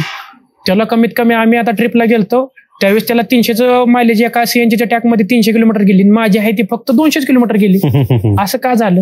ह्याच्या पाठीमागे ही बघत नाहीत की त्या मित्रांना गाडीला मेंटेनन्स किती व्यवस्थित केला, सर्व्हिसिंग किती व्यवस्थित केली, engine oil filter, air filter कुठल्या क्वालिटीचं आणि किती वेळेसाठी बदललंय हे कोणच बघत नाही. बरोबर. मी घेतली सेमच मॉडेलची, त्याने घेतली सेमच मॉडेलची. ह्या सगळ्या गोष्टी करणं तुम्हाला गरजेचं आहे किंवा बघणं गरजेचं आहे. सर्व्हिसिंग करणं किंवा ह्या सगळ्या गोष्टी करणं म्हणजे नॉर्मल छोट्या छोट्या गोष्टी सर्व्हिसिंगच्या म्हणा किंवा नॉर्मल जसं टायर चेक, हवा चेक करणं वगैरे. आणि ज्या कस्टमरचं किंवा ज्या माणसाची गाडीचं ऍव्हरेज चांगलं देतोय त्या ठिकाणी त्याचं बघा तुम्ही. कुठली पण गाडी असू दे, ज्यानं सर्व्हिसिंग वेळेवर केलं त्यालाच ऍव्हरेज चांगलं पडतंय किंवा मेंटेनन्स वेळेवर केलं त्यालाच ऍव्हरेज चांगलं पडतंय. अशी कुठली पण गाडी मला दाखवून द्या तुम्ही की ज्यांना मेंटेनन्स वेळेवर केला नाही त्याला ऍव्हरेज लय चांगलं पडतंय. पडत असेल किती वेळासाठी माहित आहे का? 5-6 महिने, 1 वर्षासाठी. ज्यावेळेस ती पार्ट चांगला आहे ती खराब होईपर्यंत. एकदा पार्ट खराब झालं का नाही एवढं दमवतात की त्याला पण समजत नाही की गाडीत काय प्रॉब्लेम झालाय किंवा मेकॅनिकला पण समजत नाही की ह्याला काय करावं की त्याच्यामुळे ती गाडीचं ऍव्हरेज चांगलं होईल किंवा गाडी चांगली होईल. अशी पण कंडिशन असते. तसंच पिकअप वाढवण्यासाठी काय आहे का, म्हणजे गोष्टी करू शकतो? पिकअप वाढवण्यासाठी काय करतात माहित आहे का? आता नवीन जे गाड्या आल्या ते सेन्सरवाले आलेत. प्रत्येक गोष्टी आहे ती सेन्सरवर चालते. ठीक आहे का? म्हणजे प्रत्येक ठिकाणी सेन्सर वापरलेत. बरोबर. सेन्सरचा एक इफेक्ट असतो की सेन्सर प्रत्येक ठिकाणी जे प्रत्येक सेन्सर बसवले असतो ना त्याचा एक उपयोग असतो की ही सेन्सर ह्यासाठी उपयोग होतो, ही सेन्सर ह्याच्यासाठी उपयोग होतो. For example air mass sensor कशासाठी होतो की आत ह्याच्यामध्ये इंजिनमध्ये फ्युल म्हणजे हवा किती प्रमाणात जाते ना ही कॅल्क्युलेट करत असतो आणि ती ईसीएम ला सांगत असतो. ईसीएम त्यानुसार प्रोसेस करतो आणि गाडीमध्ये डिझेल किंवा पेट्रोल किती प्रमाणात सोडायचा हे सांगत असतो. ही एकदम टेक्निकल आहे, कारण की ह्या सगळ्या गोष्टी मला आता नॉर्मल मेकॅनिकला ह्या गोष्टी माहित नाही. म्हणजे ज्याला स्टडी नाही या गोष्टीचं त्यांना ह्या गोष्टी सगळ्या माहित नाहीत. आता आपण कसं आहे, माझ्या बॅकग्राऊंड बघायला गेलं तर माझी डिग्री झालेली आहे, त्याच्यामध्ये आम्हाला अगोदर थेरॉटिकली सगळं कम्प्लीट झालंय आणि मी प्रॅक्टिकली त्या गोष्टी कंडक्ट केल्यात. त्यामुळे ह्या गोष्टी सगळ्या मला माहिती आहेत की म्हणजे मी सांगायला लागलो ह्याच्या पाठीमागचं बॅकग्राऊंड तुम्हाला सांगतो की एक एक गोष्ट जर तुम्ही सर्व्हिस करत असताना तुम्हाला जर गाडीचं तुम्हाला पिकअप वगैरे पाहिजे असेल, परफॉर्मन्स पाहिजे असेल तर तुम्हाला प्रत्येक सेन्सर वगैरे सेन्सरचं क्लिनिंग असते ती केलं पाहिजे. प्रत्येक गोष्ट तुम्हाला सर्व्हिस केली पाहिजे तरच तुम्हाला त्या गाडीचा आउटपुट भेटेल. टॉपिक अगोदर काय विचारलं तुम्ही? मी जर पिकअप वाढवण्यासाठी काय काय करावे? हा, तर तुम्ही पिकअप वाढवण्यासाठी ह्या सगळ्या गोष्टी म्हणजे प्रत्येक सेन्सरचं तुम्ही फंक्शन बघितलं पाहिजे. आता कसा विषय माहित आहे का, तुम्ही जर जर्मन गाडी बघितली, जर्मन गाड्या प्रत्येक VWच्या गाड्या आहेत ना, जर्मन गाड्या एकदम सेन्सर त्याच आहे ना एकदम करेक्ट काम करते. तुमचा जर एअर मास सेन्सर खराब झाला ना लगेच सांगते. फॉर एक्झाम्पल VW फोक्सवॅगनचे वेंटो, पोलो बरोबर किंवा स्कोडाच्या रॅपिड वगैरे गाड्या पकडा किंवा मर्सडीज, ऑडी, BMW ह्या गाड्याचं सेन्सर खराब झालं ना लगेच गाड्या ते पिकअप सोडतात. हा, कारण की त्या गाड्यामध्ये मेंटेनन्स जास्त निघून त्या कंपनीनं का बरं हे केलेलं आहे माहिती आहे का? जर्मन टेक्नॉलॉजी कशासाठी चांगलं आहे माहिती आहे का? तुम्हाला जर म्हणजे गाडीनं जर सेन्सर खराब झाला ना म्हणजे गाडीमध्ये कुठल्या तर पार्ट मध्ये पुढे जाऊन प्रॉब्लेम येणार आहे. त्यामुळे त्या गाड्या जास्त मेंटेनन्स निघते असं वाटतं त्यांना. बऱ्याच जणांना वाटतं की त्या गाड्या मेंटेनन्स जास्त निघले, बरोबर, पण त्या ठिकाणी त्या गाड्या प्रॉब्लेम आला की सोडून देतात. त्यामुळे लक्षात घ्यायचं आहे. आणि हे जे मारुती सुझुकी वगैरे आहेत ना, हिंदाई गाडी, ह्यांचं सेन्सर जरी खराब झालं ना ते लवकर सांगत नाहीत, डिस्प्ले होत नाही किंवा चेक लाईट वगैरे लागत नाही. त्या कंडिशन मध्ये गाडी पिकअप सोडणं असं होतं. पण त्या प्रॉब्लेम पण सापडत नाहीत असं पण होतं बऱ्याच वेळा. हा, त्यामुळे तुमच्या गाडीला पिकअप वगैरे जर वाढवायचं असेल ना तर ह्या सगळ्या गोष्टी चेक करणं गरजेचं आहे. आणि सगळ्यात मेन गोष्ट काय राहते माहिती आहे का, आपण गावाकडे किंवा कोण पण असू द्या, गाडी जर पिकअप घेणं म्हणलं का डायरेक्ट काय करते, क्लच प्लेट बदलून टाकते की डायरेक्टली काय वाटतं ना क्लच प्लेट बदलली ना झाला प्रॉब्लेम. तसं नाही, तुमच्या गाडीमध्ये सेन्सर आहेत, बाकीच्या पण गोष्टी आहेत. ज्यावेळेस तुम्ही पिकअप डाऊन होतो त्यावेळेस तुम्ही कुठल्या पेट्रोल पंपावरती कुठल्या डिझेल पंपावरती डिझेल टाकता ह्याच्यावर पण डिपेंड असतं. तुमच्या गाडीचं जर पेट्रोल जर प्युअर जात नसेल, डिझेल प्युअर जात नसेल तर तुम्हाला पिकअप भेटणारच नाही ना, बरोबर. अशा पण गोष्टी असतात. त्यामुळे लक्षात घ्या, तुमच्या गाडीत जर डिझेल ऍव्हरेज पिकअप वगैरे सोडत असेल तर त्या ठिकाणी तुमच्या गाडी कुठं डिझेल टाकलंय कुठं पेट्रोल टाकलंय ही पण तुम्ही एकदा बघणं गरजेचं आहे. तर तसंच आता तुम्ही जसं म्हणले वॉक्सवॅगन आणि मारुती सुझुकी, तर मारुती सुझुकीच्या गाड्यांना मेंटेनन्स कमी आणि वॉक्सवॅगन सारख्या गाड्यांना मेंटेनन्स जास्त आहे असं का, किंवा असं आहे का खरंच? तसं बघायला गेलं तर प्रत्येक गोष्ट असते. आता तुम्ही आयफोन कशासाठी घेता, तुमच्या व्हिडिओची क्वालिटी चांगली निघायला पाहिजे, बरोबर, किंवा तुम्हाला वापरताना मोबाईल हँग व्हायला नाही पाहिजे यासाठी घेत असता. प्रत्येक गोष्ट मागे एक असतं. तुम्ही बाकीचा जे मोबाईल घेता म्हणजे आयफोनची पण किंमत जास्त आहे, तसंच VWचं कसं आहे, तुम्हाला परफॉर्मन्स चांगला पाहिजे असेल, तुम्हाला जर म्हणजे अशी फील पाहिजे की ऍक्सिलेरेट केल्या केल्या टर्बो ओपन झाला ना गाडीनं अशी जंप घेतली पाहिजे किंवा असं फील आली पाहिजे की गाडी चालवण्याचं, तर तुम्ही VW ला जाऊ शकता. हा, बरोबर आहे. तुम्हाला विषय कसा आहे माहित आहे का, तुम्हाला जर परफॉर्मन्स चांगला पाहिजे असेल तर त्यासाठी सेन्सर युज करणं गरजेचं आहे. प्रत्येक ठिकाणी जर्मनने सेन्सर युज केलेले आहेत, एअरसाठी म्हणा किंवा कूलंट टेम्परेचरसाठी. आणि ती एक जर सेन्सर खराब झाला तर तुम्हाला ती गाडी लगेच पिकअप सोडून देते. मग त्या ठिकाणी तुम्हाला जर परफॉर्मन्स पाहिजे असेल आणि मेंटेनन्स पण नको, ही गोष्ट ऍक्सेप्ट होत नाही ना, कुठं तर कोलॅब होती, बरोबर. तुम्हाला जर तुमच्या गाडीमध्ये हा ठीक आहे ना, तुम्हाला परफॉर्मन्स नको आहे, नॉर्मल गाडी चालायची असेल तर तुम्ही मारुती सुझुकी वगैरे किंवा हिंदाई ह्याच्या नॉर्मल गाड्या घेऊ शकता. त्याच्यामध्ये मेंटेनन्स पण निघणार नाही, कारण की त्यांनी तसं इन्हान्सच केलं नाही ना सिस्टीमला त्यांच्या. नॉर्मल चालायसाठी जसं की जुनी इंजिन चालत होते ना तशी चालायसाठी त्या गाड्या ओके आहेत. त्या गाड्या खराब नाहीत असं म्हणत नाही मी की प्रत्येकाची. फॉर एक्झाम्पल कसं आहे माहित आहे का, जॅपनीज कंपन्यांनी ना कंपन्यांनी गाड्या कशासाठी बनवल्यात की तुम्ही कुठल्या पण एरियात वापरा, कशा पण वापरा, त्याला मेंटेनन्स करा न करा, मारुती सुझुकी पकडा, टोयोटा पकडा, शेना करा न करा, थोडंफार पाठीमागे पुढे केलं तरी त्या गाड्यांना काय प्रॉब्लेम येणार नाही ह्यासाठी बनवले. मग त्या ठिकाणी त्यांनी परफॉर्मन्स थोडासा कमी ठेवलेला आहे. ठीक आहे, मारुती. आणि तुमचे जॅपनीज टेक्नॉलॉजी किंवा जर्मन टेक्नॉलॉजी जर बघितली, जर्मन टेक्नॉलॉजी जर बघितली तर त्यांचं म्हणणं काय येतं माहिती आहे का, तुम्ही टाइम टू टाइम करत असाल तरच आमच्या गाड्या वापरा. क्लिअर सांगतो, जर्मनच्या जर गाड्या तुम्हाला वापरायच्या असतील, टाइम टू टाइम गोष्ट होत असेल म्हणजे ती गोष्ट त्याच वेळेवर झाली पाहिजे. बरोबर. तर तुम्हाला असा परफॉर्मन्स देणार की तुमची BMW, ऑडी किंवा VWच्या जर गाड्या पकडल्या ना, तुमची प्रीमियम गाडी म्हणजे जेवढा परफॉर्मन्स देणार नाही ना तेवढी ती गाड्या सुद्धा परफॉर्मन्स देतील जर तुम्ही वेळच्या वेळेवर त्याला मेंटेनन्स केला किंवा एकदम स्ट्रॉंगली वापरले तर. असा विषय तुम्ही लक्षात घ्या. तुम्हाला जर मेंटेनन्स वेळच्या वेळेवर करणे होत नसेल तर तुम्ही मारुती सुझुकी किंवा जर्मन किंवा इंडियन ब्रँडला जाऊ शकता. ठीक आहे. जर तुम्हाला वेळच्या वेळेवर मेंटेनन्स करायचं असेल, वेळच्या वेळेवर पैसे घालवायचे असतील तर मग तुम्ही जर्मन टेक्नॉलॉजी वापरणं म्हणजे तुम्हाला ह्या ठिकाणी क्लिअर होते की कुठल्या कंपनीची गाडी तुम्ही घेतली पाहिजे. आता जास्त करून म्हणतात की सेफ्टीसाठी मारुती सुझुकी सगळ्यात वर्स्ट गाडी आहे, असं खरंच आहे का?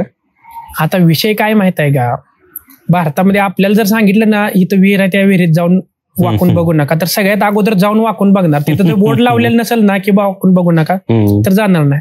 हीच कंडिशन इथं बघा. तुमची गाडी आता तुम्हाला माहिती आहे की सेफ्टी नाही, 0 आहे. आता तुम्ही ऑनलाईन सर्च करून बघा, सगळ्यात जास्त भारतामध्ये विकल्या जाणाऱ्या मारुती सुझुकीच्या गाड्या त्या. त्याच्या पाठीमागं काय आहे, मारुती सुझुकीची काय गोष्ट आहे, 2-3 गोष्टी आहेत मारुती सुझुकी सगळ्यात जास्त का बरं विकली जाते. एक तर सेफ्टी गोष्ट आहे, ती एक निगेटिव्ह आहे, ती सोडा. दुसऱ्या गोष्टी सगळ्यात पॉझिटिव्ह बघा, मारुती सुझुकीची गाडीत मेंटेनन्स निघत नाही, जास्त मेंटेनन्स निघत नाही. म्हणजे 4-5 वर्षानंतर सस्पेन्शनचं काम निघणं किंवा 4-5 वर्षानंतर इंजिन काम निघणं ते एक नॉर्मल गोष्ट आहे, कुठल्या पण गाडीला निघतं. सगळ्यात मेन गोष्ट म्हणजे त्याच्या सस्पेन्शनचा आवाज, म्हणजे ही एक झालं त्याच्या गाडीचे इंजिन फेल्युअर होत नाहीत लवकर. म्हणजे नॉर्मली त्या सेगमेंट म्हणजे 10-15 लाखाच्या किमतीनुसार बघितलं गेलं, कम्पेअर करायला गेलं त्याची इंजिन खराब होत नाही, ती मेंटेनन्स येत नाही सगळ्यात जास्त. आणि मारुती सुझुकीने अशी इकोसिस्टीम बनवली, त्याचं जर तुम्ही बघितलं ना, तुम्ही फोर्ड गाडीचं आपल्यात फोर्ड गाडी बंद का बरं झाली लक्षात घ्या. फोर्ड गाडीचं जर बोनेट ओपन करून बघितलं, एक मेकॅनिक किंवा एक नॉर्मल जर माणूस असला की त्याला नॉर्मल गोष्टी ऑइल वगैरे चेक कराय, त्याला कमीत कमी मेकॅनिकला पण जे नॉर्मल शिकलेले आहेत ना त्यांना सुद्धा फोर्ड गाडीमध्ये कुठं ऑइल टाकायचं आणि कुठं कुलन टाकायचं ही हुडकाय लागते. प्रत्येक मेकॅनिकला माहिती आहे हुडकाय लागते. त्यांनी एवढी कॉम्प्लिकेटेड इंजिनिअरिंग करून ठेवली आहे की समजत नाही की कुठल्या गोष्टी कुठं करायच्या. तसं मारुती सुझुकीत मध्ये तुम्ही जर असं बघितलं ना, असं सेपरेट दिसतं की तुमचं इंजिन एका ठिकाणी, तुम्हाला इंजिन मध्ये काम करायसाठी जागा दिलेला आहे. ह्युंदाई मध्ये पण सेमच आहे. म्हणजे ह्या ठिकाणी कसं असतं, सेल्स म्हणजे तुमची गाडी सेल आउट झाल्यानंतर म्हणजे कंपनीकडून तुम्ही घेतल्यानंतर त्या गाडीची प्राइस डिपेंड राहते कशावर माहिती आहे का, तुमच्या गाडीमध्ये मेंटेनन्स कसा निघतो. बरोबर. आता टाटांच्या गाड्या आहेत ना, ह्या गाड्या तुम्ही विकत घेतल्या ना, जर समजा विकत घेतल्या ना 2-3 वर्षामध्ये त्या गाडीची किंमत 100%, 50% डायरेक्ट कमी येते. असं पण तुम्ही बघितलं असेल. जर तुम्ही नेक्सॉन वगैरे घेतली असेल तर 9 लाखाला जर गाडी घेतली असेल तर डायरेक्ट 5 ते 6 लाखावर किंमत येते. त्याच ठिकाणी जर तुम्ही मारुती सुझुकी इर्टिगा जर घेतली ना, तुम्ही 10 वर्ष पण वापरा, तेवढा रिसेल व्हॅल्यू जास्त आहे. त्याच्या मागे काय कारण आहे, ती त्या मारुती सुझुकीची गाडी आहे ना, तुम्ही कुठं पण गावात खेड्यात कुठं पण घेऊन जावा, तुमच्या गाडीचं काय जर पार्ट तुटलाय ना, ज्याला काय कच येत नाही ती मेकॅनिक पण त्या गाडीला रिपेअर करू शकतो. असं म्हणजे तीच गोष्ट इफेक्ट करते आणि त्याचं पार्ट अवेलेबल कुठे पण होते मारुती सुझुकीचं, आणि कमी कॉस्टिंग आहे प्रत्येक पार्टची आहे ना, पार्टची पण कॉस्टिंग कमी आहे ऍज कम्पेअर टू बाकीच्या गाड्यांचं. त्यामुळे रिसेल व्हॅल्यू भेटणं ना ही पण इफेक्ट करणारी गोष्ट आहे की नॉर्मल कस्टमर काय विचार करतो, मी मारुती सुझुकीची गाडी घेतोय, मला कुठं पण नीट होती, कुठं पण पार्ट भेटतात, कोण पण नीट करताय, काय पण प्रॉब्लेम येत नाही. ह्या गोष्टीमुळे मारुती सुझुकी रिसेल व्हॅल्यू जास्त आहे आणि इंडियामध्ये चालायचं कारण हीच आहे, ऍव्हरेज चांगला आहे, मेंटेनन्स वगैरे निघत नाही. बरोबर. ह्या विरुद्ध बाकीच्या जे गाड्या आहेत ना त्याच्या संपूर्ण विरोधातच होते असा विषय. तर तसंच आता मारुती सुझुकीचं वॅगनर ही एक गाडीला फेमस झाले, म्हणजे वॅगनर आधी एका काळी हायेस्ट सेलिंग गाडी होती ती, आता पण काय काय लोक वॅगनर घेतात, तर काय असं वॅगनर मध्ये? वॅगनर मध्ये एक तर मेंटेनन्स नाही तुम्हाला, ऍव्हरेज चांगलं देते, 28-30 पर्यंत ऍव्हरेज देते, ह्या सगळ्या गोष्टी होतात ना. 28-30 पर्यंत? हा, सीएनजी बघिल तर 28-30 पर्यंत ऍव्हरेज देते गाडी वॅगनर, आणि कमी प्राइस मध्ये मिळते ना. नॉर्मल माणसासाठी एक 2 व्हीलर घेण्यापेक्षा, बुलेट घेण्यापेक्षा थोडेफार पैसे टाकून वॅगनर घेतलेले कधी पण चांगले ना. आता भारतामध्ये सगळ्यात जास्त विकली जाणार वॅगनरच आहे चालू गाडीला. दिसायला सोडावं थोडीफार कमी जास्त वाटतंय, पण त्याचा परफॉर्मन्स आणि फ्रेंडली जर बघायला गेलं तर ती चांगली आहे गाडी. आणि सेफ्टी मध्ये तर सगळ्यालाच माहिती आहे, एकदा ठोकलं का संपला विषय कसा आहे, एकदा ठोकलं का मग जाणार गाडी पण जाणार आणि गाडीतला माणूस पण जाणार, हे सगळ्याला माहिती आहे. तुम्हाला जर सेफ्टी पाहिजे असेल तर मग तुम्ही प्रीमियम मध्ये जाऊ शकता, VW वगैरे म्हणा, किंवा स्कोडाच्या गाड्या म्हणा, किंवा टाटाची पण गाडी सेफ्टीसाठी चांगली आहे, मेंटेनन्स साठी चांगली नाही, सेफ्टीसाठी चांगली आहे. सेफ्टीसाठी कोणती गाडी आहे किंवा कोणता ब्रँड चांगला आहे? सेफ्टीसाठी म्हणलं तर VWच्या गाडी चांगल्या आहे, त्यानंतर महिंद्राच्या पण चांगल्या आहेत गाड्या, त्याच्या सेफ्टी रेटिंग नुसार बघा तुम्ही, किंवा टाटाच्या गाड्या सुद्धा सेफ्टी रेटिंग नुसार चांगल्या आहेत. आता जनरल बघायला गेलं तर टोयोटा आहे, त्यानंतर फोर्ड आहे, ह्या सेफ्टी रेटिंग साठी चांगल्या आहेत गाड्या, त्याला तुम्ही जाऊ शकता. अशा कोणत्या गाड्या जे सेफ्टीसाठी आणि ऍव्हरेज साठी आणि मेंटेनन्स साठी तिन्हीला कॉम्बिनेशन न्यूट्रल आहे किंवा तिन्हीसाठी चांगले आहे, अशी कोणती गाडी आहे? टोयोटाला ऍव्हरेज पण कमी आहे, पण त्या गोष्टी कुठं तर कव्हर होतात बऱ्यापैकी. तुम्ही बघितलं असाल की ज्याचं शेड्यूल बिझी आहे ना, तो माणूस टोयोटाच घेतो. का असं? कारण की त्या गाडीला मेंटेनन्स नाही. म्हणजे ती गाडी असं नाही की टोयोटा ब्रँड एक अशी गोष्ट आहे की तुम्ही ते रस्त्यावर कधीच बंद पडलेलं तुम्हाला दिसणार नाही ती गाडी. ही विश्वास आहे टोयोटा विषयीचा, कंपनीमध्ये विश्वास टोयोटाचा. ती गाडी काय जरी झालं, तुमच्या गाडीचं इंजिन जर त्या टोयोटाच्या गाडीचं तुटून पडलं तरी ती कमीत कमी तुम्हाला शोरूम पर्यंत गाडी घेऊन जाणार.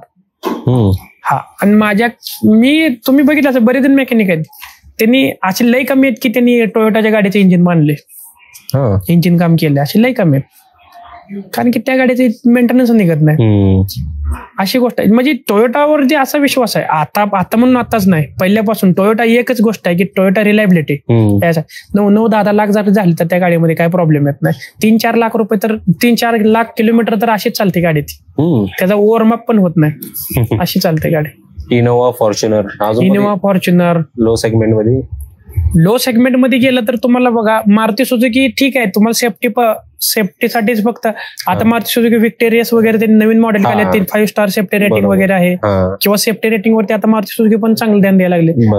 महिंद्रामध्ये पण जाऊ शकता. VW बरेच जण म्हणतात मेंटेनन्स जास्त आहे, पण बाकीच्या गोष्टी पण त्यांना कन्सिडर करू शकता तुम्ही. तुम्हाला ती बसायची म्हणजे फील पण देते गाडी, तसं कम्फर्ट पण देते, टॉर्क पण देते गाडी, मायलेज पण चांगलं. बऱ्याच जणांच्या डोक्यात असा विषय आहे की VWच्या गाड्या ॲव्हरेज कमी देतात. लक्षात घ्या, तुमची जर पेट्रोल गाडी असेल ना, पेट्रोल गाडी कुठल्या पण कंपनीची घ्या, ॲव्हरेज कमी देते. 10, 12, 15, जास्तीत जास्त लॉंग रोडला गेलं तर 20 पर्यंत जाईल, त्याच्यावर जात नाही. तुमची नॉर्मली जर VW असेल ना, बरेच जण कमेंट मध्ये सांगतील की त्यांची पोलो वगैरे किती ॲव्हरेज देते. पोलो, वेंटो जर ह्या गाड्या आहेत ना, डिझेल गाड्या नॉर्मली सिटीमध्ये 15च्या खाली येत नाहीत, 15, 16, 18च्या खाली येत नाहीत. काय काय जण चांगलं चालवलं असेल, चांगलं मेंटेन केलं असं 18-20 पण ॲव्हरेज पडतंय.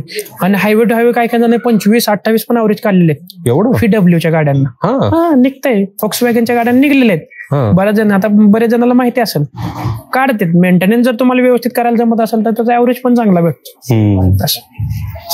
आता पुढच्या पॉईंटवर येऊयात. एसी चालू ठेवून गाडी चालवल्याने ॲव्हरेज किंवा मायलेज कमी होतो, असं खरंच आहे का? आता विषय कसा फरक पडतो? प्रत्येकी जर तुम्ही ॲव्हरेजचा इफेक्ट पडतो, कारण की जर तुम्हाला एसी चालू करताना त्यावेळेस तुम्हाला एक ऍडिशनल पार्ट कॉम्प्रेसर असतो, त्याला रन करायला लागतो. त्या कॉम्प्रेसरमुळे तुमच्या गाडीच्या इंजिनवरती प्रेशर पडतो, त्यावेळेस तुमच्या गाडीला ॲव्हरेजला फरक पडतो 100%. एक प्रत्येक लिटर माग 1 किलोमीटरचा ते 2 किलोमीटरचा इफेक्ट पडेल तुमची. जर तुम्ही एसी वरती गाडी चालवली आणि एसी वर नाही चालवली तर जास्त तुम्हाला 2 किलोमीटरचा ॲव्हरेज आहे तुम्हाला जास्त पडेल. बॅटरी किती वर्षांनी बदलावी गाडीची? आता कसं आहे माहिती आहे, कंपनी बॅटरीचा आम्ही ज्यावेळेस गाडी कंपनीतून तयार होऊन येते ना, त्यावेळेस काय काय बॅटरी आहेत ना 5-6 महिन्यात पण खराब झालेले बघितले, किंवा 1 वर्षात पण खराब होते. बॅटरीची अशी काही डिफाईन लाईफ नाही, पण 3 ते 4 वर्ष मॅक्झिमम चालते गाडी बॅटरी. जसं तुम्ही म्हणे लोकल गॅरेज आणि नॉर्मल सर्व्हिस सेंटर याच्यात काय फरक आहे? हा, तुम्हाला आता सांगतो नॉर्मली, तुम्हाला छोट्या छोट्या गोष्टी सांगतो की नॉर्मल गॅरेज ह्याच्यामध्ये तुम्हाला काय काम केलं हे दिसून येतं. तुम्हाला लेबर कॉस्ट वगैरे कमी लागते, जीएसटी वगैरे एक्स्ट्रा ऍडिशनल लागत नाही. ऍडिशनल गोष्ट तुम्ही सर्व्हिस सेंटरला गेला तर, आणि दुसरी गोष्ट लोकल गॅरेज मध्ये तुम्हाला पार्ट जेन्युन भेटणार नाहीत. म्हणजे प्रत्येक जण जेन्युन पार्ट टाकलंच असं काय नाही, असा विषय. टाकणारे करतात चांगलं काम. तसं शोरूम मध्ये तुम्ही काय काम करताय किंवा काम केलंय की नाही हे तुम्हाला माहिती होत नाही, आणि पार्ट तेवढं जेन्युन भेटतात. ही शोरूम मधला प्लस पॉईंट आहे. आणि कारचे टायर्स किती वर्षांनी बदलले पाहिजे? आता तुमची गाडी बसून असेल तर ती प्रत्येकी 3 ते 4 वर्षाला तुम्हाला गाडीचे टायर बदलायचे. 3 वर्षाला. 3 ते 4 वर्ष. 3 वर्ष. आणि किलोमीटर वाईज का? किलोमीटर वाईज 30-40 हजार किलोमीटर, 40-50 हजार किलोमीटर चालवण्यावर पण डिपेंड राहतं सर, की कुठल्या एरियात चालवताय तुम्ही. बरोबर. सिटी हायवेवर चालत असाल तर जास्त पण गाडी चालते. काय काय जण 50-60 हजार किलोमीटर पण चाललेत आहेत टायर. काय काय जण 10-20-30 हजारात पण खराब झालेले आहेत टायर. त्यामुळे डिपेंड करतं तुम्ही कुठल्या एरियात चालवताय. सिटीमध्ये चालवत असाल किंवा हायवे टू हायवे चालत असाल तर तुमची टायरची लाईफ जास्त जाते. जर रुरल एरिया ज्या ठिकाणी मड वगैरे किंवा खराब रोडने चालत असेल तर ते टायर वगैरे फाटलं जाते, त्यामुळे पंक्चर वगैरे होणं, जास्त पंक्चर झालं तर टायर पण लवकर खराब होतं ना. त्यामुळे डिपेंड करते. 30 हजारापर्यंत 30-40 हजारापर्यंत चालते टायर. आणि नॉर्मल कार सर्व्हिसिंग किती दिवसांनी करावी? नॉर्मल तुम्हाला तेच सांगितलं, 10,000 किलोमीटर नसेल तर एक तुमच्या गाडीत सर्व्हिस आहे की नाही, 10,000 किलोमीटर तर तुमच्या गाडीचा ऍव्हरेज म्हणजे रन होत नसेल जास्त, 10,000 किलोमीटर चालत नसेल तर एका वर्षामध्ये बदललं पाहिजे. Engine oil filter, air filter, AC filter या सगळ्या गोष्टी बदलल्या पाहिजे, सर्व्हिसिंग केली पाहिजे. आणि ओरिजिनल आणि डुप्लिकेट पार्ट्स कसे ओळखावे? म्हणजे आता मी सर्व्हिस सेंटर किंवा गॅरेज मध्ये गेलो की एखादा पार्ट टाकला तर मग ते पार्ट ओरिजिनल आहे का नाही कसं ओळखावं? तुम्ही बघायचं ना, तुमच्या गाडीमधून जे काढलेला ओरिजिनल पार्ट आहे त्याची फिनिशिंग बघा, आणि नवीन टाकणारा पार्ट आहे ना कंपनीचा त्याच्यामध्ये बघा तुम्ही समोर पकडून. फिट अँड फिनिशिंग त्याची ओळख होते लगेच. बॉक्सवर पण असतं QR कोड वगैरे स्कॅन करायचा, पार्ट नंबर चेक करायचा, त्याच्यावर पण समजून येतं की ती डुप्लिकेट आहे का ओरिजिनल पार्ट आहे.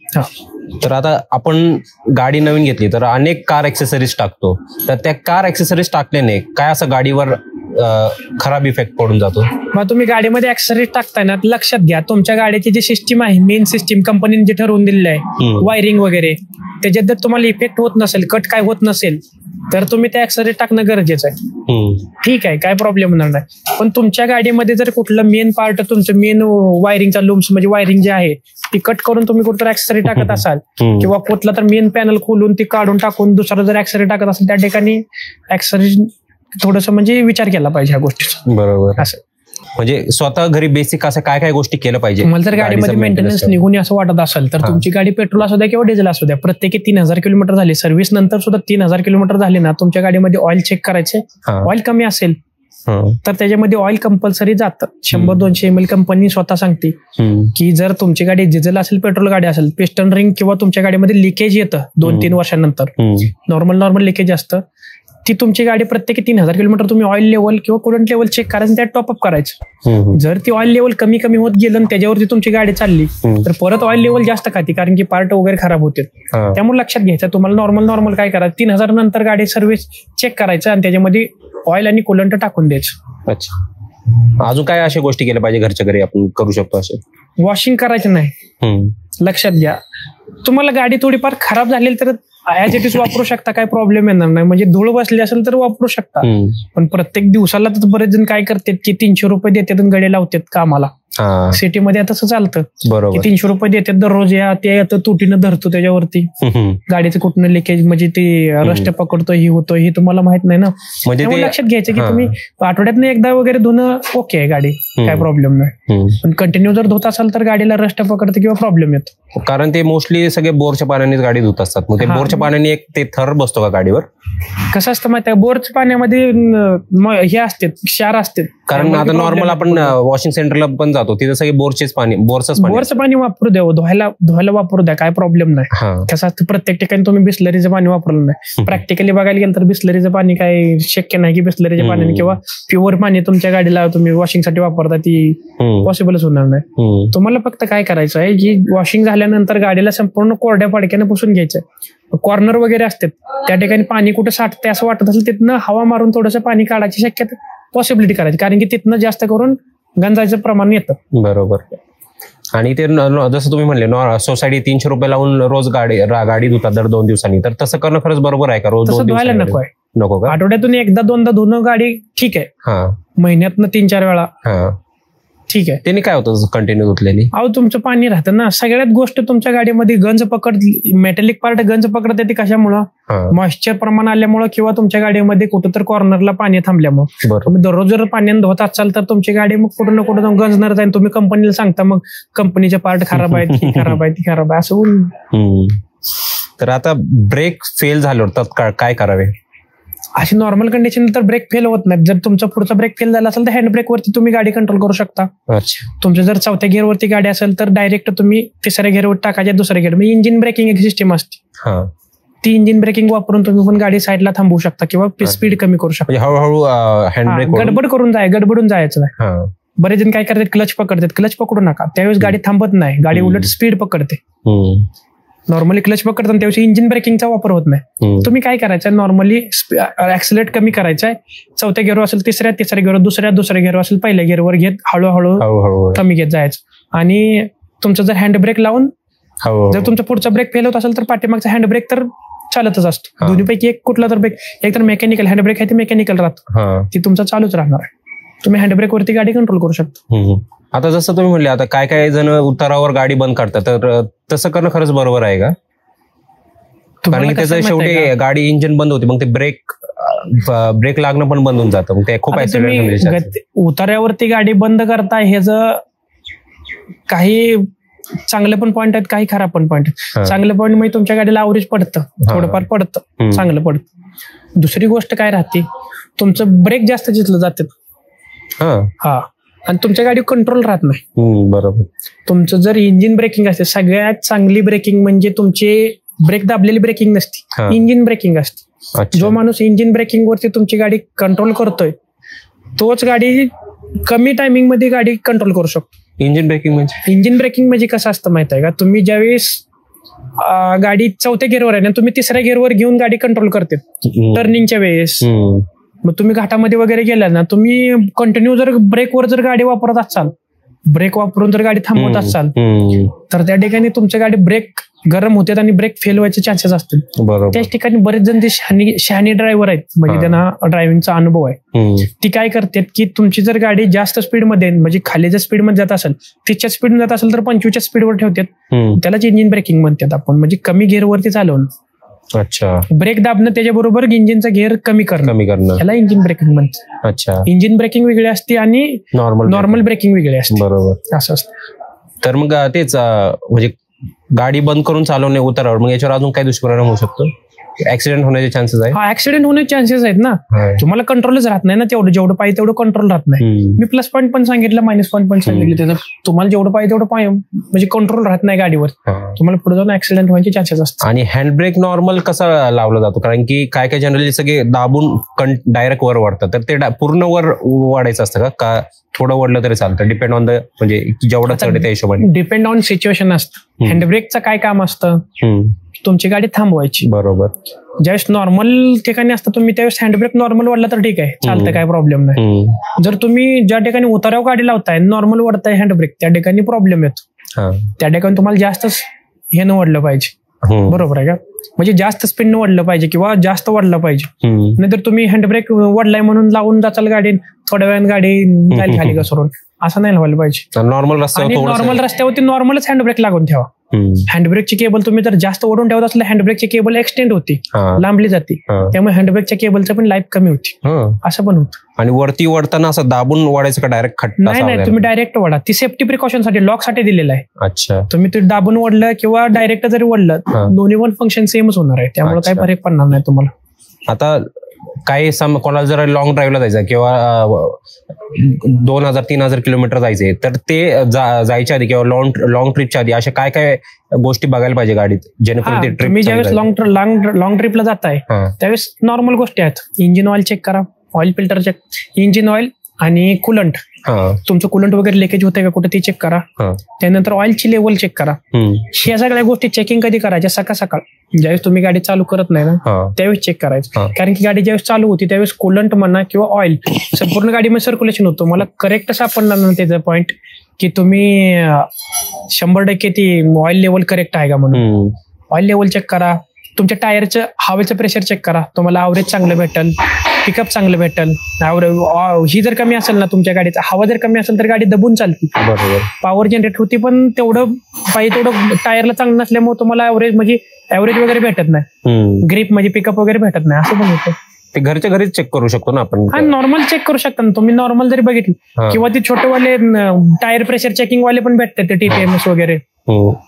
नाही, कूलंट म्हणा किंवा लेवल लिहिलेले असतात ना, टँकवर लिहिलेले असते कंपनीना की मिनिमम लेवल, मॅक्झिमम लेवल. ऑइलला पण ऑइलची गेज काढली ना तुम्हाला समजतं की कमीत कमी लेवल किती जास्तीत जास्त त्याच्यामध्ये ठेवायची. ऑइल झालं, कूलंट झालं, अजून काय म्हणले होते? Oil level, coolant level, air level कसं चेक करायचं? म्हणजे हवा, गाडीचा हवा चेक करून घ्यायचा, जात कुठं तर हवा चेक करून घ्यायचा. लॉंग रूटला जाताय ना तुम्ही, हवेचा प्रेशर जास्त पण ठेवू नका, कमी पण ठेवू नका. 30, 32, 35च्या आसपास सगळ्या गाड्यांचा प्रेशर लेवल असतो एक नॉर्मल, आपण जी कार वापरतो. म्हणजे कूलंट आपण नॉर्मल ते लेवल चेक करू शकतो. दुसरं म्हणजे ऑइल आपण ते डायरेक्टली ते वायर काढून चेक करू शकतो. तिसरं हवा. अजून चौथं कोणतं? चौथं नॉर्मल पॉईंट सगळे चेक करायचे. तुमच्या गाडीमध्ये पेट्रोल आहे का, कुठं जाऊन अडकून पडण्यापेक्षा ती पेट्रोल लेवल, ती कॅपॅसिटी चेक करायचे. बरोबर. सगळ्यात गोष्ट म्हणजे तुमची हेडलाईट काम करतात का, तुम्ही तर कुठं संध्याकाळी कुठं तर चाललाय, बरोबर, कॅम्पिंगला वगैरे चाललाय कुठं तर ह्याच्यामध्ये, आणि त्या ठिकाणी तुमचा बल्ब चालला नाही, असं होईल ना. बरोबर. बरं, तुमचं इंडिकेटर वगैरे काम करतात का, ही पण चेक करा. लहान मुलं असतात त्यांना इंडिकेटर वगैरे द्यायला सांगायचं. बरोबर. तुम्ही साईडनं सगळं चेक करायचं, ब्रेक लाईट चालतंय का, इंडिकेटर लाईट चालतंय का, तुम्हाला पुढे जाऊन प्रॉब्लेम येऊ नये. नॉर्मल गोष्टी चेक करायच्या. आता मला एक नवीन गाडी घ्यायची, तर नवीन गाडी घेताना काय काय गोष्टी बघितल्या पाहिजे आपण? आता बरेच जण काय करतात माहित आहे का, सुरुवातीला त्यांना काय वाटतं, गाडी दिसणं ही महत्वाची गोष्ट असते. आता भारतामध्ये कसं चालू आहे माहित आहे का, किंवा आपल्यात नॉर्मली गाडी दिसायला चांगली असली ना बस विषय संपला. सुरुवातीचं जे माणसाचं मेंटॅलिटी असते ना ते लक्षात घ्या, दिसणं ह्याच्यावर जाते. ज्यावेळेस तुम्ही गाडी घेता त्यावेळेस त्या गाडीचा परफॉर्मन्स, मेंटेनन्स आणि ॲव्हरेज, ह्या 3 गोष्टी चेक केल्या पाहिजे. तुमच्या गाडीला जर 8-10चं जर ॲव्हरेज पडत असेल, तुम्ही आता गाडी घेतली, दिसायला किती पण चांगली असते, घरीच लावून ठेवणार आहे तुम्ही त्याला. कुठं तर लयच गरजेच्या ठिकाणी त्या ठिकाणी घेऊन जात. तुम्हाला रेग्युलर यूज साठी जर गाडी पाहिजे असेल तर त्या ठिकाणी त्या गाडीचा ॲव्हरेज चांगला आहे, मेंटेनन्स चांगला आहे, आणि तुम्हाला पुढे जाऊन म्हणजे कुठं पण तुम्ही घेऊन जाऊ शकता, अशा ठिकाणी अशी गाडी चूज करणं गरजेचं. बरोबर. आणि काय चुका आपण टाळायला पाहिजे नवीन गाडी घेताना? नवीन गाडी घेताना तेच म्हणलं तुम्हाला, जर तुम्ही गाडी घेताय, तुम्हाला कशासाठी गाडी घेताय हे अगोदर समजलं पाहिजे. तुम्हाला तुमच्याकडे गाडी स्पेअरला आहे ऑलरेडी, त्याचा ॲव्हरेज चांगला आहे, ती असेल तर तुम्ही कुठली पण गाडी घ्या. म्हणजे तुम्हाला समजलं का, स्पेअरला गाडी असेल आणि तुम्हाला ॲव्हरेजची गाडी ॲव्हरेज वगैरे चांगलं देतात, तर तुम्ही कुठली पण गाडी घ्या, काय फरक पडणार नाही. तुम्हाला 8चं ॲव्हरेज पडू द्या, 8चं पडू द्या, 5चं ॲव्हरेज पडू द्या. तुम्ही फक्त माणसांना दाखवायसाठी घेताय की माझ्याकडे लक्झरियस गाड्या आहे, ती एक सेगमेंट वेगळा असतो. आणि तुमची डेलीची गरज असते की तुम्हाला ऑफिसमध्ये जायचं आहे, मला घरी एक छोटं बाळ आहे किंवा फॅमिली मला घेऊन जायचे, त्यासाठी मग तुम्ही ॲव्हरेजच कन्सिडर करणे किंवा गाडीचं मेंटेनन्स कन्सिडर करणं गरजेचं आहे, की त्या गाडीला ॲव्हरेज किती पडतं जास्त आणि मेंटेनन्स किती कमी आहे ही बघणं गरजेचं. सेकंड हँड गाडी घेताना काय काय गोष्टी बघितल्या पाहिजे?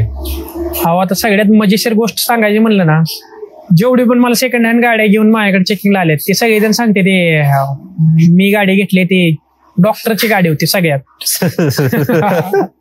दुसरी गोष्ट काय असते माहित आहे का, दुसरी काय सांगतात की मेजर होतं, मिलिटरीत काम करत होते, किंवा पोलिसाची गाडी आहे, किंवा गुरुजीची गाडी आहे. अशी म्हणजे जी गाडी विकते ना त्याची एक ही असते, एक टेक्निकली सांगतात की डॉक्टरची गाडी होती ही. मग माणसाला काय वाटतं, डॉक्टर गाडी म्हणजे चांगली चालवली असते, त्याला आतनं बाहेरनं पॉश करतात, गाडी पुसून वगैरे ही करते, चकाचक करतात, आणि सगळ्यात मेन गोष्ट ते किलोमीटर रिव्हर्स करून देतात तुम्हाला. मग किलोमीटर काय नॉर्मल गोष्ट आहे हो, 4-5 हजार रुपये दिले का किलोमीटर रिव्हर्स करून देतात तुम्हाला. किती पाहिजे, 0 किलोमीटर पाहिजे असेल 0 पण करून देतात. अरे बापरे, असं असते, कोण पण करून देतात, मेकॅनिकल मी असू दे किंवा कोण पण असू द्या. आम्हाला किलोमीटर रिव्हर्स करायसाठी कशासाठी देतात, एक रिझन असते की एखादी गाडी ऍक्सिडेंट होऊन येते, त्यावेळेस त्याचा मेंटेनन्स करून त्याचा जर स्पीडोमीटर तुटला तर दुसरा मी स्पीडोमीटर बसवला, तर त्याचा सर्व्हिस सेंटरला त्याचा रेकॉर्ड ठेवायसाठी की माझी गाडी अगोदर 3 लाख किलोमीटर चालते आणि नवीन बसवले स्पीडोमीटर जर त्याचा 0 असेल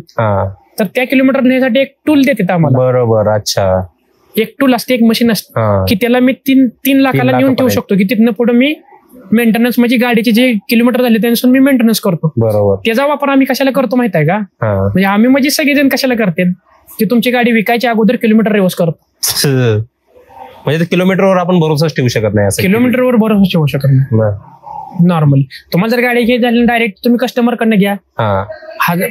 5-50 हजार रुपये तुम्हाला महाग गाडी पडू द्या, सुरुवातीला का महाग पडू द्या, कस्टमर कडनं घ्या. डायरेक्ट सेलर कडनं घेतला ना तुम्ही, त्यांचा पण धंदा आहे त्यांच्या ठिकाणी, त्यांनी पण बरोबर आहेत. कारण की त्यांना पण गाडी विकून त्यांच्या मागे काहीतरी प्रॉफिट राहिलं पाहिजे असं आहे. त्यांनी पण त्या ठिकाणी चुकीचं नाहीत. तुम्हाला पॉसिबल होत असेल तर एवढं जास्त करून ही करा. आणि तुम्ही जुनी गाडी घेताय ना त्यावेळेस तुम्ही काय चेक करा, तुमच्या गाडीमध्ये डिपस्टिक काढा. ज्या ठिकाणी ऑइल लेवल चेक करतो तिथं धूर वगैरे मारते का. जर्मन गाड्यांना थोडंसं धूर मारते, तर तुम्ही त्या ठिकाणी फसून जाऊ नका. जर्मन गाड्यांना बॅक कॉम्प्रेशन आहे थोडंसं, VW म्हणा, त्या गाड्यांना थोडंसं नॉर्मली बॅक कॉम्प्रेशन आहे. आता नॉर्मल ज्या BS6च्या गाड्या आहेत ना, मग टाटाच्या असू द्या किंवा महिंद्राच्या असू द्या, त्या गाड्यांना पण थोडंसं बॅक कॉम्प्रेशन आहे. लक्षात घ्या थोडंसं, तुम्ही घाबरून जाऊ नका त्या ठिकाणी.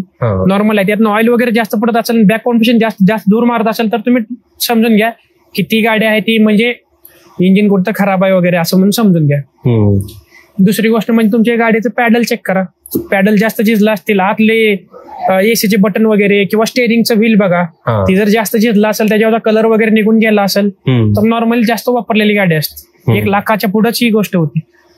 आणि तुमची गाडी जर समजा ती म्हणत असेल कस्टमर की मी 5,000 किलोमीटर चालले प्रत्येकी, आणि तरी त्या गाडीचं 10,000 किलोमीटर चाललं असेल तर ती एक नॉर्मली पॉसिबलच नाही. समोरचा माणूस ना गरज आहे म्हणून गाडी घेत असतो आणि ती फक्त 10,000 किलोमीटर चालवेल 5 वर्षामध्ये, असं होत नाही ना कधीच. बरोबर. मग त्या ठिकाणी तुम्ही किलोमीटर रिव्हर्स केले असं समजता. बरोबर. आणि बरेच जण कुठं फसतात माहित आहे का, की मला म्हणतात की कंपनीचं रेकॉर्ड होतं की गाडी 1 लाख किलोमीटर चाललेली, मी शोरूम मध्ये चेक केली, कंपनीचं रेकॉर्ड आहे. पण असं पण करतात ना बरेच जण की कंपनीचं रेकॉर्ड 1 लाखापर्यंत ठेवतील, तिथनं पुढे बाहेर 5 सर्व्हिस बाहेर केल्या असतील आणि परत रिव्हर्स केली 5 वर्ष मी गाडी चालवली नाही असं पण सांगू शकतो. त्यामुळे लक्षात घ्या, सर्व्हिस घ्या तुम्ही. शोरूम सेंटरची सर्व्हिस हिस्ट्री जरी असली ना तरी बाहेर करून काय जण रिव्हर्स करून घेतात, असं पण असतं. ते आपण ओळखू शकत नाही ना रिव्हर्स केल्यावर. रिव्हर्स केलेलं नॉर्मली गाडीच्या कंडिशनवर तुम्ही ओळखू शकता, पण किलोमीटरवरनं ओळखू शकणार नाही की तुमची किलोमीटर गाडी 10,000 आहे ना तर ओळखू शकणार. गाडीच्या कंडिशनवर तुम्हाला अंदाज लावू शकता तुम्ही की असं असं झालं. जर नॉर्मल तुमच्या गाडीमध्ये जर 1 लाख किलोमीटरला सस्पेन्शनचा आवाज होतो, क्लच हार्ड होतो, की 1 लाखाच्या आतमध्ये तुम्हाला कशी ओळखायची गाडी ओळखा. म्हणजे मी सांगाल नॉर्मली जी गाडी तुम्ही जुने घेता ना बऱ्यापैकी कंडिशनच्या, ती 1 लाखाच्या आतमध्ये किलोमीटर ठेवते. त्या कंडिशनमध्ये तुमच्या सस्पेन्शनचा आवाज येत असेल ना तर तुमची गाडी 1 लाख किलोमीटर चालले, क्लच हार्ड होत असेल तर 1 लाख किलोमीटर चालले. एक नॉर्मल गोष्ट आहे सर, असा विषय. आता हल्ली सेकंड हँड गाड्या लोकल लय खूप घ्यायला लागल्यात. म्हणजे आधी एवढं सेकंड हँड गाड्या घेण्याचं प्रमाण कमी होतं, तर आता वाढत काय झालं माहिती आहे का, BS4 गाड्या हे BS6 पेक्षा चांगल्या आहेत असं माणसांचं म्हणणं आलंय ना, आमच्या पण दृष्टिकोनातून कुठेतरी आम्हाला वाटतं. BS6 गाड्यामध्ये आता डिझेल गाड्या आहेत ना, बऱ्याचशा DPF मध्ये फसल्यात गाड्या. कशामध्ये फसले? DPF. म्हणजे डिझेल पर्टिक्युलर फिल्टर. म्हणजे काय असतं माहिती आहे का, ती DPF म्हणजे एक एक्झॉस्ट गॅस मध्ये एक सिस्टीम बसवली आहे की गाडीमध्ये पोल्युशन म्हणजे एन्व्हायरमेंटमध्ये पोल्युशन होऊ नये म्हणून गव्हर्नमेंटने सांगितलंय की असं एक डिव्हाइस बसवा की त्याच्यामुळे पोल्युशन कमी व्हावं. त्याच्यामुळे काय व्हायला लागले, सायलेन्सर पॅक व्हायला लागले, DPF जाम व्हायला लागले, त्यामुळे गाडीचे इंजिन वगैरे खराब व्हायला लागले, असं पण व्हायला लागले. डिझेल गाडी, मी तर म्हणतोय डिझेल गाडी BS6 मध्ये बऱ्यापैकी फेल आहे. 1-1.5 लाखाच्या वर गाडी जास्त चाललेले बघित नाहीत. जे चाललेत त्यानं बऱ्याच जणांच्या नुसतं शोरूमलाच नेऊन लावते. आणि ते कुठल्या पण कंपनीज घ्या, टोयोटा घ्या, मारुती घ्या, मारुतीने तर बंदच केले डिझेल गाड्या, नाहीतर तुम्ही हिंदाई घ्या, टाटा घ्या, त्या बऱ्याचशा गाड्यांना DPF तर लय प्रॉब्लेम आहे. पिकअप सोडतात DPF, म्हणजे आमच्या लाईट लागली का गाडी पिकअप डायरेक्ट सोड. असं तुम्हाला जर BS6 मध्ये घेत असाल तर पेट्रोल गाडी घ्या, सगळ्यात बेस्ट आहे. आणि BS4 मध्ये घेत असाल तर तुम्ही डिझेल गाडी घ्या, कारण की E20 आलंय. E20 मध्ये तुमची पेट्रोल गाडी E20 मध्ये खराब होईल. BS4 मध्ये डिझेल गाडी तुमची DPF मुळे BS6 मध्ये खराब होईल. पेट्रोल गाडी तुम्हाला BS6 मध्ये घ्यायची. ऍव्हरेज कमी पडतंय, 100% पेट्रोल गाडी ऍव्हरेज कमी देते, कमीत कमी ती लॉंग लाईफ तर चालेल ना. म्हणजे डिझेल गाडी प्लस पेट्रोल ही कॉम्बिनेशन चांगलं आहे कधी पण BS6 मध्ये. BS6 मध्ये CNG प्लस पेट्रोल. आणि डिझेल अवॉइड करा जेवढं पॉसिबल असेल तेवढं. का असं? डीपीएफ प्रॉब्लेम अच्छा, होद्या लागले ना. हा, डीपीएफ बरोबर. प्रॉब्लेम असं देतोय की शोरूमला पण ही प्रॉब्लेम सॉल्व्ह होईनात.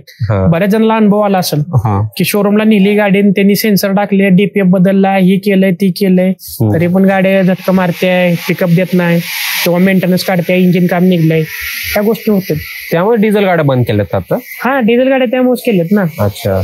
गव्हर्नमेंट कुठेतरी फेल्युअर व्हायला लागले, म्हणजे कंपनी बनवणाऱ्या कंपनी कुठेतरी फेल्युअर होते डिझेल गाड्या. आणि इथेनॉल ते फक्त पेट्रोल मध्ये जात का, डिझेल मध्ये पण असतं? आता ती चालू आहे ना. गव्हर्नमेंट गप बसेल का? सुखासुखी माणसाला खाऊ देईल का? सांगा बरं. ज्यावेळेस गरज होती गव्हर्नमेंटला की सोशल मीडिया खरेदी करून सोशल मीडियावर काय बघतात ही दाखवायचं नव्हतं, त्यावेळेस त्यांनी डिजिटल इंडिया आणलं. त्यावेळेस तुमच्या मोबाईलवर त्यांनी कमांड ठेवली की तुम्हाला काय दाखवायचं हे त्यांना माहिती आहे. बरोबर. ठीक आहे. दुसरी गोष्ट, तुम्हाला कंपल्सरी इलेक्ट्रिक गाड्या कंपल्सरी कधी केल्या? ज्यावेळेस कोणाला तर तुमचा मित्र किंवा कोण तर अडाणी म्हणा किंवा ही माणूस ज्यावेळेस इलेक्ट्रिक बॅटऱ्या बनवतोय किंवा गाड्या मॅन्युफॅक्चर किंवा त्यांना कुठं तर रॉ मटेरियल त्यांनी मॅन्युफॅक्चर करते. बरोबर. किंवा मटेरियल प्रोव्हाइड करते किंवा कोणतर त्यांच्या ह्याच्यातलं कोणतर सिस्टीम मधलं त्यांना काहीतरी फायदा होती, त्यावेळेस त्यांनी सगळ्या गोष्टी लागू केल्यात. ही आपल्यातली सिस्टीम आहे टोटल, की ज्यावेळेस ज्या गोष्टी गरज पडते त्यावेळेस ती लागू करते. इलेक्ट्रिक म्हणा, आता इथेनॉल का बरं त्यांनी लागू करायला लागलेत कंपल्सरी? कारण की त्यांच्यातल्या कोणाला तर फायदा होतोय. बरोबर. त्याच्यामुळे त्यांनी करायला लागले. फायद्याशिवाय कुठलीच गोष्ट करणं आता चालूची जी सिस्टीम आहे ना आपली, फायद्याशिवाय त्यांच्या फायद्याशिवाय कुठलीच गोष्ट करणं, कुठली पण पकडा तुम्ही. आता ते इलेक्ट्रिक गाड्यांचं मेंटेनन्स कमी आहे असं म्हणतात, तर खरंच तसं आहे का? इलेक्ट्रिक गाड्याचं मेंटेनन्स कमी कुठल्या गोष्टीत फक्त तुम्ही कमी आहे म्हणताय? म्हणजे सगळंच इन जनरल. आता इंजिनच नाही म्हणल्यावर पण फक्त इंजिनच मेंटेनन्स कमी आहे ना. बाकीच तर तुमचे सस्पेन्शन खराबच होणार आहे, टायर तर फुटणारच आहे. बरोबर. गाडी ऍक्सिडेंट झाली तर तुम्हाला तुमच्या गाडीचं बॉडीचं पार्ट तर बदलणंच आहे. बरोबर. काच फुटणार आहे, टेडलाईट फुटणार आहे, तुमचं बल्ब जाणार आहे, वायरिंग जळणार आहे. मेंटेनन्स कुठं वाचल तुमचा? इंजिन साठी लागणार आहे मेंटेनन्स. बाकीचं तर सगळं पार्ट तुम्हाला मेंटेनन्स मध्ये येते. तुमचं आतलं लेदर फाटणार आहे, शीट खराब होणार आहे, स्टेअरिंगची रॅक जाणार आहे, स्टेअरिंग जाणार आहे. ही तर तुम्ही इलेक्ट्रिक टाकू शकणार नाही ना काय दुसरं. बरोबर. तुमचं कुठलं इंजिनचं मेंटेनन्स पार्ट तेवढा तुमचा वाचतो. पण बघायला गेलं तर तुमची डिझेल पेट्रोल गाड्या आहे ना, 10 किंवा 15 वर्षांनंतर तुम्ही विकायला गेला तर कमीत कमी 4-5 लाखाला तर जाते, 3-4 लाखाला तर जाते. तसं तुमची इलेक्ट्रिक गाडी डायरेक्ट भंगारमध्येच घालायला लागेल तुम्हाला. भंगारवाली पण घेणार नाही ती, अशी पण कंडिशन आहे. अशा पण गोष्टीचा विचार केला पाहिजे. इलेक्ट्रिक गाडी डायरेक्ट झिरो होती. असं कशामुळे? इलेक्ट्रिक तुम्हाला काय चार्जिंगचं पण, चार्जिंगच्या जे बॅटरी आहेत ना, बॅटरी संपूर्ण बदलावं लागेल. बॅटरीचं जर तुम्ही कॉस्टिंग बघितलं ना इलेक्ट्रिक गाडीमध्ये, तर जवळपास 30 ते 40% कॉस्टिंग ही बॅटरीची आहे फक्त. 30 ते 40% कॉस्टिंग बॅटरी. 10 लाखाची गाडीमध्ये 3 ते 4 लाख रुपये नॉर्मलच आहे. फक्त इलेक्ट्रिक युनिट आहे ना त्याचीच 4-5 लाखाची प्राइस आहे. तुम्हाला जर तुम्ही 15 वर्षांना जर तुम्ही त्या गाडीची जर व्हॅल्युएशन केली तर तेवढी होणार नाही ना 5 लाख रुपये. तेवढं तुम्ही युनिट टाकू शकणार नाही, बॅटरी बदलू शकणार नाही, कारण की गाडी एवढी भंगार झालेली असते साईडनं दिसायला पण. ही पण त्यासाठी 5 लाख गुंतवण्यापेक्षा अजून 5 लाख टाकले कस्टमर माणसाची मेंटॅलिटी काय राहते, मी नवीन गाडी घेईन ना, असं पण राहते ना. आता मग इलेक्ट्रिक गाड्या काय एवढा चालले? मला काय वाटतं माहित आहे का, गव्हर्नमेंटनं अशी एक सिस्टीम काढायला पाहिजे. तुमच्या गाडीला पोल्युशन कशामुळे होत आहे? गाडीची लाईफ 10 वर्षांना तुम्ही झिरो काबर करता किंवा 15 वर्षांनी झिरो काबर करता की तुमची गाडी जास्त प्रमाणात पोल्युशन तयार करते, बंद तयार करते. मग तुम्ही नवीन इंजिनच द्या ना गाडीमध्ये. मी काय म्हणाले, बॉडी वगैरे राहू दे ना, बाकी सस्पेन्शनचे पार्ट. तुम्ही फिटनेस टेस्ट घ्या गाडीची, सस्पेन्शन ओके आहे, तुमच्या गाडीची अलाइनमेंट ओके आहे, तुमच्या गाडीची टायर ओके आहे, तुमच्या गाडीची बॉडी ओके आहे, या सगळ्या ओके होत असेल तर त्या गाडीला तुम्ही डायरेक्ट इंजिनच नवीन द्या ना, BS6 वालं. बरोबर. अशी काहीतरी सिस्टीम बसवा ना तुम्ही. नॉर्मल माणसाला तुम्ही मातीत कशाला घालायला लागला? साधी गोष्ट आहे ना. अहो ह्याच्या मागे कसं आहे माहित आहे का, टोयोटा गाडी बनवल्यानंतर, टोयोटा फॉर्च्युनर गाडी बनवल्यानंतर कंपनीला 30 ते 35 हजार रुपये प्रॉफिट होतं बनवणाऱ्या कंपनीला, टोयोटा कंपनीला. त्याच ठिकाणी आपल्या इथले जी सर्व्हिस सेंटरवाले आहेत ती कमीत कमी थोडं कमी नाही तर त्याच्या एवढं प्रॉफिट कमवते, आणि त्याच्यापेक्षा 100 पटीने जास्त आपल्या गव्हर्नमेंटला प्रॉफिट होत नवीन गाडी घेतल्या. मी कंपल्सरी तर करणारच ना. हो, तुम्हाला इंजिन देणारच नाही ती. 10 वर्षांतर तुम्ही म्हणला ना, नॉर्मली तुम्ही जाऊन जरी सगळ्यांनी मिळून जरी म्हणलं ना, माझ्या गाडीतलं फक्त इंजिन खराब होते, मला इंजिनच द्या बदलून, देणारच नाही. गव्हर्नमेंटला कुठे फायदा होतोय? फायदा झालेला काय ते आपल्याला वापरत नाहीत, ते कोणाला पैसे देतात त्यांनी गव्हर्नमेंट. एका ठिकाणी ह्या गव्हर्नमेंटच्या काळात काय झालं माहिती का, पैशाचं केंद्रीकरण लय झालं माहिती. एका ठिकाणी पैसा एकाच माणसाकडे गेला. बरोबर. नॉर्मल माणसाकडे घेतलाय सगळा पैसा, जीएसटी म्हणा, टॅक्स म्हणा, ह्याच्यामध्ये घेतला आणि एकाच माणसाकडे नेऊन दिला. आता टॅक्स जो कमी केलाय पण शेवटी त्यांनीच वाढवला आणि त्यांनीच कमी केलाय असं झालं. कशामुळे कमी केला? त्याच्या मागे पण कारण आहे ना. आता काय कुठलं फंक्शन आलंय का टॅक्ससाठी? कोणी तुम्हाला असं वाटतंय का तक्रार कोणी केली तुम्हाला जाणवलंय का? किंवा कुठं न्यूज तर बघितले का टॅक्स लय वाढलाय म्हणून कोणी तक्रार केली आहे? म्हणजे कुठल्या पण माणसाचं काय माहित आहे का, एखाद्या जर गोष्टीवरती जर परिणाम पडत असेल, त्याचं जर तुम्हाला दुर्लक्ष करायचं असेल, म्हणजे तुमचं लक्ष दुसरीकडे पाठवायचं असेल ना, तर कुठलं ना कुठलं स्कीम अप्लाय करायचं. मतदानाचं तुम्ही बघितलं असेल, आता मुद्दा निघाला होता वोट चोरी. बरोबर. त्याचा तुमचं कुठं तर डोकं दुसरीकडे घालवण्यासाठी त्यांनी काय केलं, मग लगेच जीएसटी डाऊन आणली ना. बरोबर. आणि आता कंपल्सरी केलंय. ज्या सेंटरमध्ये जीएसटी कमी लागले की नाही, त्या ठिकाणी नरेंद्र मोदीचा फोटो, ती जीएसटी किती कमी केली त्यासोबत लावा म्हणून कंपल्सरी केलेलं आता. म्हणजे लावाच म्हणून सांगितलेलं आहे. असं पण आहे ना, माणसाला म्हणजे माइंड डायव्हर्ट करायची गोष्टी चालू आहेत. म्हणजे कार इन्शुरन्स क्लेम करताना लोक सगळ्यात मोठी चूक कोणती करतात? म्हणजे आता विषय काय माहित आहे का, आता ती कार इन्शुरन्स मध्ये 1-2 जणांचा मला फोन आलाय की पाण्यामध्ये भिजलेल्या गाड्या आहेत. तर लक्षात घ्या, ते डायरेक्ट काय करायला लागले माहिती आहे का, शोरूमला नेतात आणि डायरेक्ट स्क्रॅप म्हणून सांगायला लागले गाड्या. असं पण व्हायला लागले की डायरेक्ट स्क्रॅप सांगते. तुमची 10 लाखाची किंमत असेल तर डायरेक्ट ते 4-5 लाख रुपये द्यायला लागलेत तुम्हाला. अरे बापरे. पाण्यामध्ये भिजली असेल ना गाडी, तर डायरेक्ट तुम्ही गाडी चालू करू नका, ती डायरेक्ट शोरूम सेंटरला किंवा आपल्याकडे घेऊन या. तिला संपूर्ण आतलं ती पाणी वगैरे काढून तुम्ही गाडी चालू करून सेन्सर वगैरे बदलला तर नॉर्मल चालू होऊन जाईल गाडी. नसेल तर डायरेक्ट तुम्ही इंजिन टू इंजिन रिप्लेस करून टाकायचं आणि डायरेक्ट गाडी चालवायची, बाकीचे इलेक्ट्रिक कॉम्पोनंट वापरायचे. असं पण व्हायला लागले. आणि इन्शुरन्स मध्ये तुम्ही इन्शुरन्स क्लेम करताना सगळ्यात मोठी चूक काय करता माहित आहे का, आता बऱ्याचशा इन्शुरन्स कंपन्या लय हुशार झालेत. क्लेम करताना तुम्ही त्या गाडीवरती चालवायला बसलाय ना, तिथलं ब्लड टेस्ट सुद्धा घेते, ब्लड सॅम्पल पण घ्यायला लागले. तुमचे हेअर सॅम्पल, म्हणजे तुम्ही चालवायला बसणारा तीच माणूस होता का? अरे बापरे. आता प्रत्येक गव्हर्नमेंट लावलेले कॅमेरा आहेत ना, त्याचे सीसीटीव्हीचा ऍक्सेस पण घ्यायला लागलेत. अरे बापरे. तीच माणूस चालवत होता का ती पण बघते. ट्रॅफिक मध्ये जे लावलेले आहेत ना कॅमेरा, जर तुम्हाला 10 लाख रुपये द्यायला लागले कंपनी, जर समजा तुमची प्रीमियम गाडी असेल 3-4 कोटी रुपयाची, ती टोटल लॉसमध्ये जात असेल, 3 कोटी रुपये जर देत असेल ना कंपनी, त्यावेळेस 3 कोटी रुपयाच्या हिशोबानं ती चौकशी करते. बरोबर. चालवायला तीच बसलाय का, त्याची ड्रायव्हिंग लायसन्स बरोबर आहे का, बरोबर, किंवा तुमचा सीसीटीव्ही कॅमेरा बरोबर आहे का, म्हणजे ज्याच्या नावावर इन्शुरन्स आहे, म्हणजे ज्याच्या नावावर गाडी आहे तिनेच गाडी चालवली असं काय नाही ना? तसा विषय काय नाही, फक्त चालवणारा माणूस आहे ना, त्याचं 18 वय कम्प्लीट आहे का, किंवा त्याच्यावर कुठला क्रिमिनल आहे का नाही, त्याचे ड्रायव्हिंग लायसन्स सस्पेंड वगैरे झाले का नाही, त्या गोष्टी बघितल्या जातील. बरोबर. बाकी काय नाही. आणि कारण आता जास्त करून इन्शुरन्स क्लेम करताना इन्शुरन्स कंपनीवाले लय नाटक करतात, किंवा तो हा क्लॉज नाहीये, तो क्लॉज नाहीये, नंतर ते 1-2 क्लॉज पकडून आपल्याला ते डायव्हर्ट करतात किंवा आपल्याला ते क्लेम देत नाही. आता काय विषय कसा आहे माहित आहे का, इन्शुरन्स करताना सगळ्यात मेन गोष्ट म्हणजे बऱ्याच जणांना डोक्यात असतं की मी ह्या साईडने एक दरवाजा ठोकलाय, मागच्या साईडने एक दरवाजा ठोकलाय, इकडल्या साईड एक क्रॅच आहे. कंपनी फक्त एका साईडनं इन्शुरन्स कव्हर करते. बरोबर. हे लक्षात घ्या तुम्ही. त्या ठिकाणी कारण असतं की तुमची गाडी जाऊन पुढे थडकली आहे आणि मागणी एक थडकलाय, त्या ठिकाणी त्यांना सांगावं लागेल की पुन्हा एक थटलंय, मागणी थटलंय, त्या ठिकाणी 2 साईड कव्हर केल्या जातात. अशी कंपनी सर्व्हिस इन्शुरन्सवाली अशी कधीच कव्हर करत नाही की तुमची ह्या साईडने थोडं थटलंय, त्या साईडने थोडं थटलंय, मागल्या साईडने थोडं थटलंय, सगळं कव्हर करून द्या. असं का? कुठली पण 1 साईड त्यांची पॉलिसी असेल ना सर, 1 साईड किंवा 2 साईड. 2 साईडला पण त्यांनी तुम्हाला कंडिशन विचारतात की पुढली साईड थटले का मागणं साईड, म्हणजे पुढनं थटले असेल तर मागणी दुसरी गाडी थटली ना, त्या साईडला दोन्ही साईड तुमच्या कव्हर केल्या जातात. असा विषय. मग इन्शुरन्स घेताना, गाडीचा इन्शुरन्स घेताना काय काय बघायला पाहिजे? इन्शुरन्स घेताना नॉर्मली इन्शुरन्स घेऊन त्याच्यामध्ये ऍड ऑन घ्या. Add on engine add on असतंय, ऍडिशनल बसवलेल्या ऍक्सेसरीचा ऍड ऑन असतंय. ऍड ऑन बस प्रत्येक गोष्टी ते इन्शुरन्स वाल्याला विचारा, ते ऍड ऑन घ्या आणि त्या ऍड ऑनचा फायदा करून घ्या. आणि थर्ड पार्टी घ्यावे का कसं?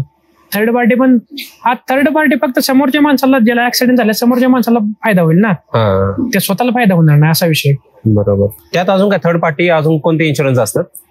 2-3 टाईप आहेत. तुम्ही प्रत्येक ज्याचं जसं यूज नुसार तुम्ही वापरू शकता इन्शुरन्सचा. स्कॅन कॉम्प्रिहेन्सिव्ह इन्शुरन्स असते, किंवा तुमच्या गाडीत म्हणजे 0 डेप्रिशिएशन असतो. तुमची गाडी नवीन असेल तर 5 वर्षापर्यंत 0 डेप्रिशिएशन असं भेटतो, किंवा किलोमीटर नुसार असते. 0 डेप्रिशिएशन म्हणजे 0 डेप्रिशिएशन म्हणजे जास्तीत जास्त अमाऊंट तुम्हाला गाडी जर खराब झाली जास्तीत जास्त अमाऊंट देते गाडी, कुठला पार्ट खराब झाला तर. कॉम्प्रिहेन्सिव्ह म्हणजे थोडंसं व्हॅल्युएशन कमी होत जाते, असा विषय असतो. तुमची गाडी नवीन असते ना तोपर्यंत तुम्हाला 0 डेप्रिशिएशन भेटतं, त्यानंतर तुम्हाला कॉम्प्रिहेन्सिव्ह किंवा थर्ड पार्टी असं भेटत जातं, असं असतं. नवीन गाडीला कोणते कंपल्सरी असतात आता नवीन गाडी घेताना? कंपनी तर ज्यावेळेस तुम्ही गाडी घेता त्यावेळेस कंपल्सरी 1 वर्षाचा इन्शुरन्स काढून देतात ना, 0 डेप्रिस काढून देतात ना. 3 किंवा 5 वर्ष झाले ना आता कंपल्सरी. ती कंपल्सरी 3 किंवा 5 वर्षाचं केलेलं आहे त्यांनी. मग तुम्ही त्याच्यात डिसाईड करू शकता की तुम्ही किती वर्षात घेता, त्याच्यानुसार असं असतं. आणि आता जास्त महागडी गाडी असेल तर 1 वर्षाचं कंपल्सरी केलेलं आहे त्यांनी. टू व्हीलरचं 1 वर्ष. आणि 1 वर्ष झाल्यावर त्याच्यानंतर आपण कोणते घ्यावे? रिन्यू करायचं, मग कुठलं पण घेऊ शकता ना, असं काय नाही की जसं तुम्हाला सर्व्हिस चांगली भेटते, बाहेर चेक करा तुझी सर्व्हिस चांगली भेटते त्यानुसार घ्या ना. ॲकोची वगैरे ICICI सर्व्हिस तसं नाही, म्हणजे 0 डेप घ्यायचा का थर्ड पार्टी घ्यायचा? 4-5 वर्षापर्यंत जोपर्यंत भेटते तोपर्यंत 0 डेप घ्या, तुम्हाला गाडीची व्हॅल्युएशन चांगली भेटते. आणि ज्यावेळेस तुम्हाला तुमच्या गाडीची व्हॅल्युएशन कमी भेटते त्यावेळेस तुम्ही मग कॉम्प्रिहेन्सिव्हला प्रेफर करा. अच्छा. आणि ज्यावेळेस लयच हे झालं असेल तर मग काय कुठं कुणी पोलिसांनी अडवलं तर प्रॉब्लेम येईल म्हणून थर्ड पार्टी घ्या. आता एक सगळ्यात मोठी चूक म्हणजे सकाळी गाडी चालू करताना डायरेक्ट आपण फुल रेस करतो, तर तसं केल्याने काय गाडीवर इफेक्ट होऊ शकतो? आता विषय कसा असतो माहित आहे का, लिक्विड आहे, लिक्विड खाल्ल्याकडे येतं कुठं पण पकडा, पाणी असू दे किंवा ऑइल असू दे. तुम्ही ज्यावेळेस सकाळी गाडी चालू करता त्यावेळेस वरचे जे मेकॅनिकल पार्ट असतात, गिअर बॉक्स, गिअर म्हणा कुठले पण, त्याच्यातलं ऑइल, इंजिन मधलं ऑइल आहे ना खाल्ल्या ऑइलच्या संपूमध्ये येऊन बसतो. त्या ठिकाणी तुम्हाला गाडी चालू केल्या लगेच रेस करायचं नाही, कारण की रेस केला ना हाय स्पीड मध्ये तुमच्या गाडीचं जे वरचं मेटॅलिक पार्ट आहे त्याच्यामध्ये फ्रिक्शन होतं आणि त्याच्यामुळे झिजण्याचं पार्ट म्हणजे तुम्हाला पुढे जाऊन इंजिन खराब होतं. लक्षात घ्यायचं, सकाळ सकाळ चालू केलं आयडलिंग कंडिशन मध्ये ठेवायची. सुरुवातीला चालू केल्यानंतर नवीन जे BS6 गाडी आहेत ना, आपला मोबाईल जरी चालू केला ना त्याला वर्किंग मध्ये यासाठी थोडंसं काहीतरी 5 सेकंद 10 सेकंद लागतात इलेक्ट्रिक पार्ट. तसंच नवीन गाड्यामध्ये इलेक्ट्रिक सेन्सर वगैरे बसवलेत, त्या सेन्सरला वर्किंग मध्ये यायसाठी त्याला व्होल्टेज वगैरे प्रॉपर पोहोचायसाठी किंवा त्याचं फंक्शन काय आहे, ECM कडनं फंक्शन यायला त्याचं फंक्शन काय आहे ही कमांड येतो, त्याला काहीतरी टाइम लागतो. बरोबर. 1 मिलीसेकंद 10 सेकंद 15 सेकंद लागतो. त्या कंडिशन मध्ये तुम्ही गाडी चालू केली तुम्हाला थोडासा टाइम द्यायचा आहे, त्यानंतरच तुम्ही गाडी रेस करायची, नाही तर तुम्हाला सेन्सर उडणं किंवा गाडीचं तुम्हाला 4-5 वर्षांनंतर गाडीमध्ये मायलेज कमी येणं, आवाज येणं गाडीचं, इंजिनचं, ही प्रॉब्लेम फेस करावं लागतं असा विषय. आता शेवटचा प्रश्न घेऊया, म्हणजे गाडी बंद पडल्यावर सगळ्यात पहिला काय बघितलं पाहिजे? सगळ्यात मेन गोष्ट आहे, तुम्हाला गाडी बंद पडली ना, एक तर सगळ्यात मेन गाडी बंद पडते 90% गाडी ना तुमच्या गाडीचे बॅटरीचे टर्मिनल हलतात त्यामुळे बंद पडते.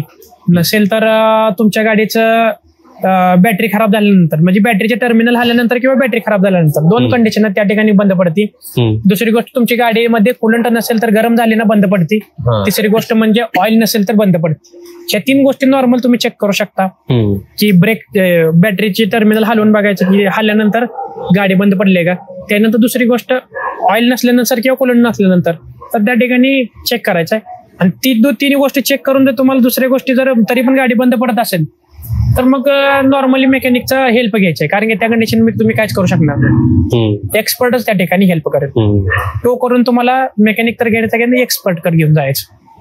आणि एक असा प्रश्न म्हणजे पेट्रोल किंवा डिझेल टाकताना त्यात काय मिक्स केलेलं आहे किंवा काही भेसळ आहे हे कसं ओळखावं पेट्रोल पंपावर? तुमची गाडी जर पिकअप सोडला असेल म्हणजे लक्षात घ्यायचं ज्या पेट्रोल पंपावर तुम्ही टाकताय त्या ठिकाणी किंवा डिझेल पंपावर टाकल्यानंतर तुम्हाला जर गाडीने पिकअप सोडले किंवा ऍव्हरेज कमी झाले तर त्या पेट्रोल पंपावर डिझेल पंपावरती टाकू नका. नॉर्मल तुमची गाडी थोडंसं स्टडी ठेवा तुम्ही करत असताना. आणि ती ऍडिटिव्ह वगैरे आता येतात ना त्याच्यामुळे ऑक्टेन नंबर, सेटेन नंबर वाढतो, ते ऍडिटिव्ह थोडंसं ऍड करत जावं, त्यामुळे तुमच्या गाड्यांना परफॉर्मन्स चांगला राहील. अजून काय आहे तुम्ही याच्या व्यतिरिक्त काय नाही, मेंटेनन्स करत असताना लहान लहान गोष्टीवरती लक्ष ठेवा, त्यामुळे तुमच्या गाडीमध्ये काय प्रॉब्लेम येणार नाही. अशी कुठली मोठी गोष्ट नाही. आता सस्पेन्शनचं वगैरे पार्ट चेंज करताय ना, डिपेंडंट पार्ट असते ते एका वेळ. सस्पेन्शनचं टोटल पार्ट एकाच वेळेस चेंज करा, तुम्हाला ती बेटर राहील. 1,00,000 किलोमीटर झालं तर सस्पेन्शन टोटल चेंज करून घ्या. अच्छा. त्यामुळे तुम्हाला तुमच्या गाडीमध्ये वारंवार खर्च करायला लागणार नाही. त्यामुळे लक्षात घ्या, ज्यावेळेस पार्ट यूज करता तेव्हा जेन्युइन करा. नसेल तर त्याला सप्लाय करणारी OEM कंपनी आहे ना, की जी कंपनी आता मारुती सुझुकी म्हणा किंवा Hyundai म्हणा, Hyundai मध्ये 8 क्लच प्लेट व्हॅल्यूची येते. मारुती सुझुकी किंवा Hyundai स्वतः कंपनी, मी उदाहरण सांगायला लागलो, ती कंपनी काय स्वतः पार्ट जनरेट करत नसते.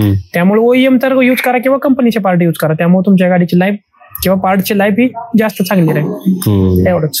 खूप खूप धन्यवाद, तुम्ही आमच्या चॅनलवर आलात, आपली महत्वाची माहिती आम्हाला दिली, त्याबद्दल आपले खूप खूप आभार. थँक्यू. तुम्ही येऊन सगळ्या गोष्टी मला विचारल्यात आणि त्याचा कुठं तर जाऊन खाल्ल्या पब्लिकला कुठं तर फायदा होईल असं मला वाटतं. त्या गोष्टी आणि तुम्ही येऊन सगळ्या गोष्टी विचारल्या आणि क्रॉस क्वेश्चन करून ह्या गोष्टी कुठं तर कस्टमरला कुठं तर फायदेशीर ठरतील ते विचारलं, त्याबद्दल तुमचं प्रथम मला धन्यवाद करायचं. धन्यवाद. तुम्हालाही जर या रिलेटेड काही डाऊट्स असतील किंवा गाडीविषयी काही माहिती हवी असेल तर नक्की कमेंट्स मध्ये सांगा, नक्की तुम्हाला उत्तर मिळेल. खूप खूप धन्यवाद. धन्यवाद.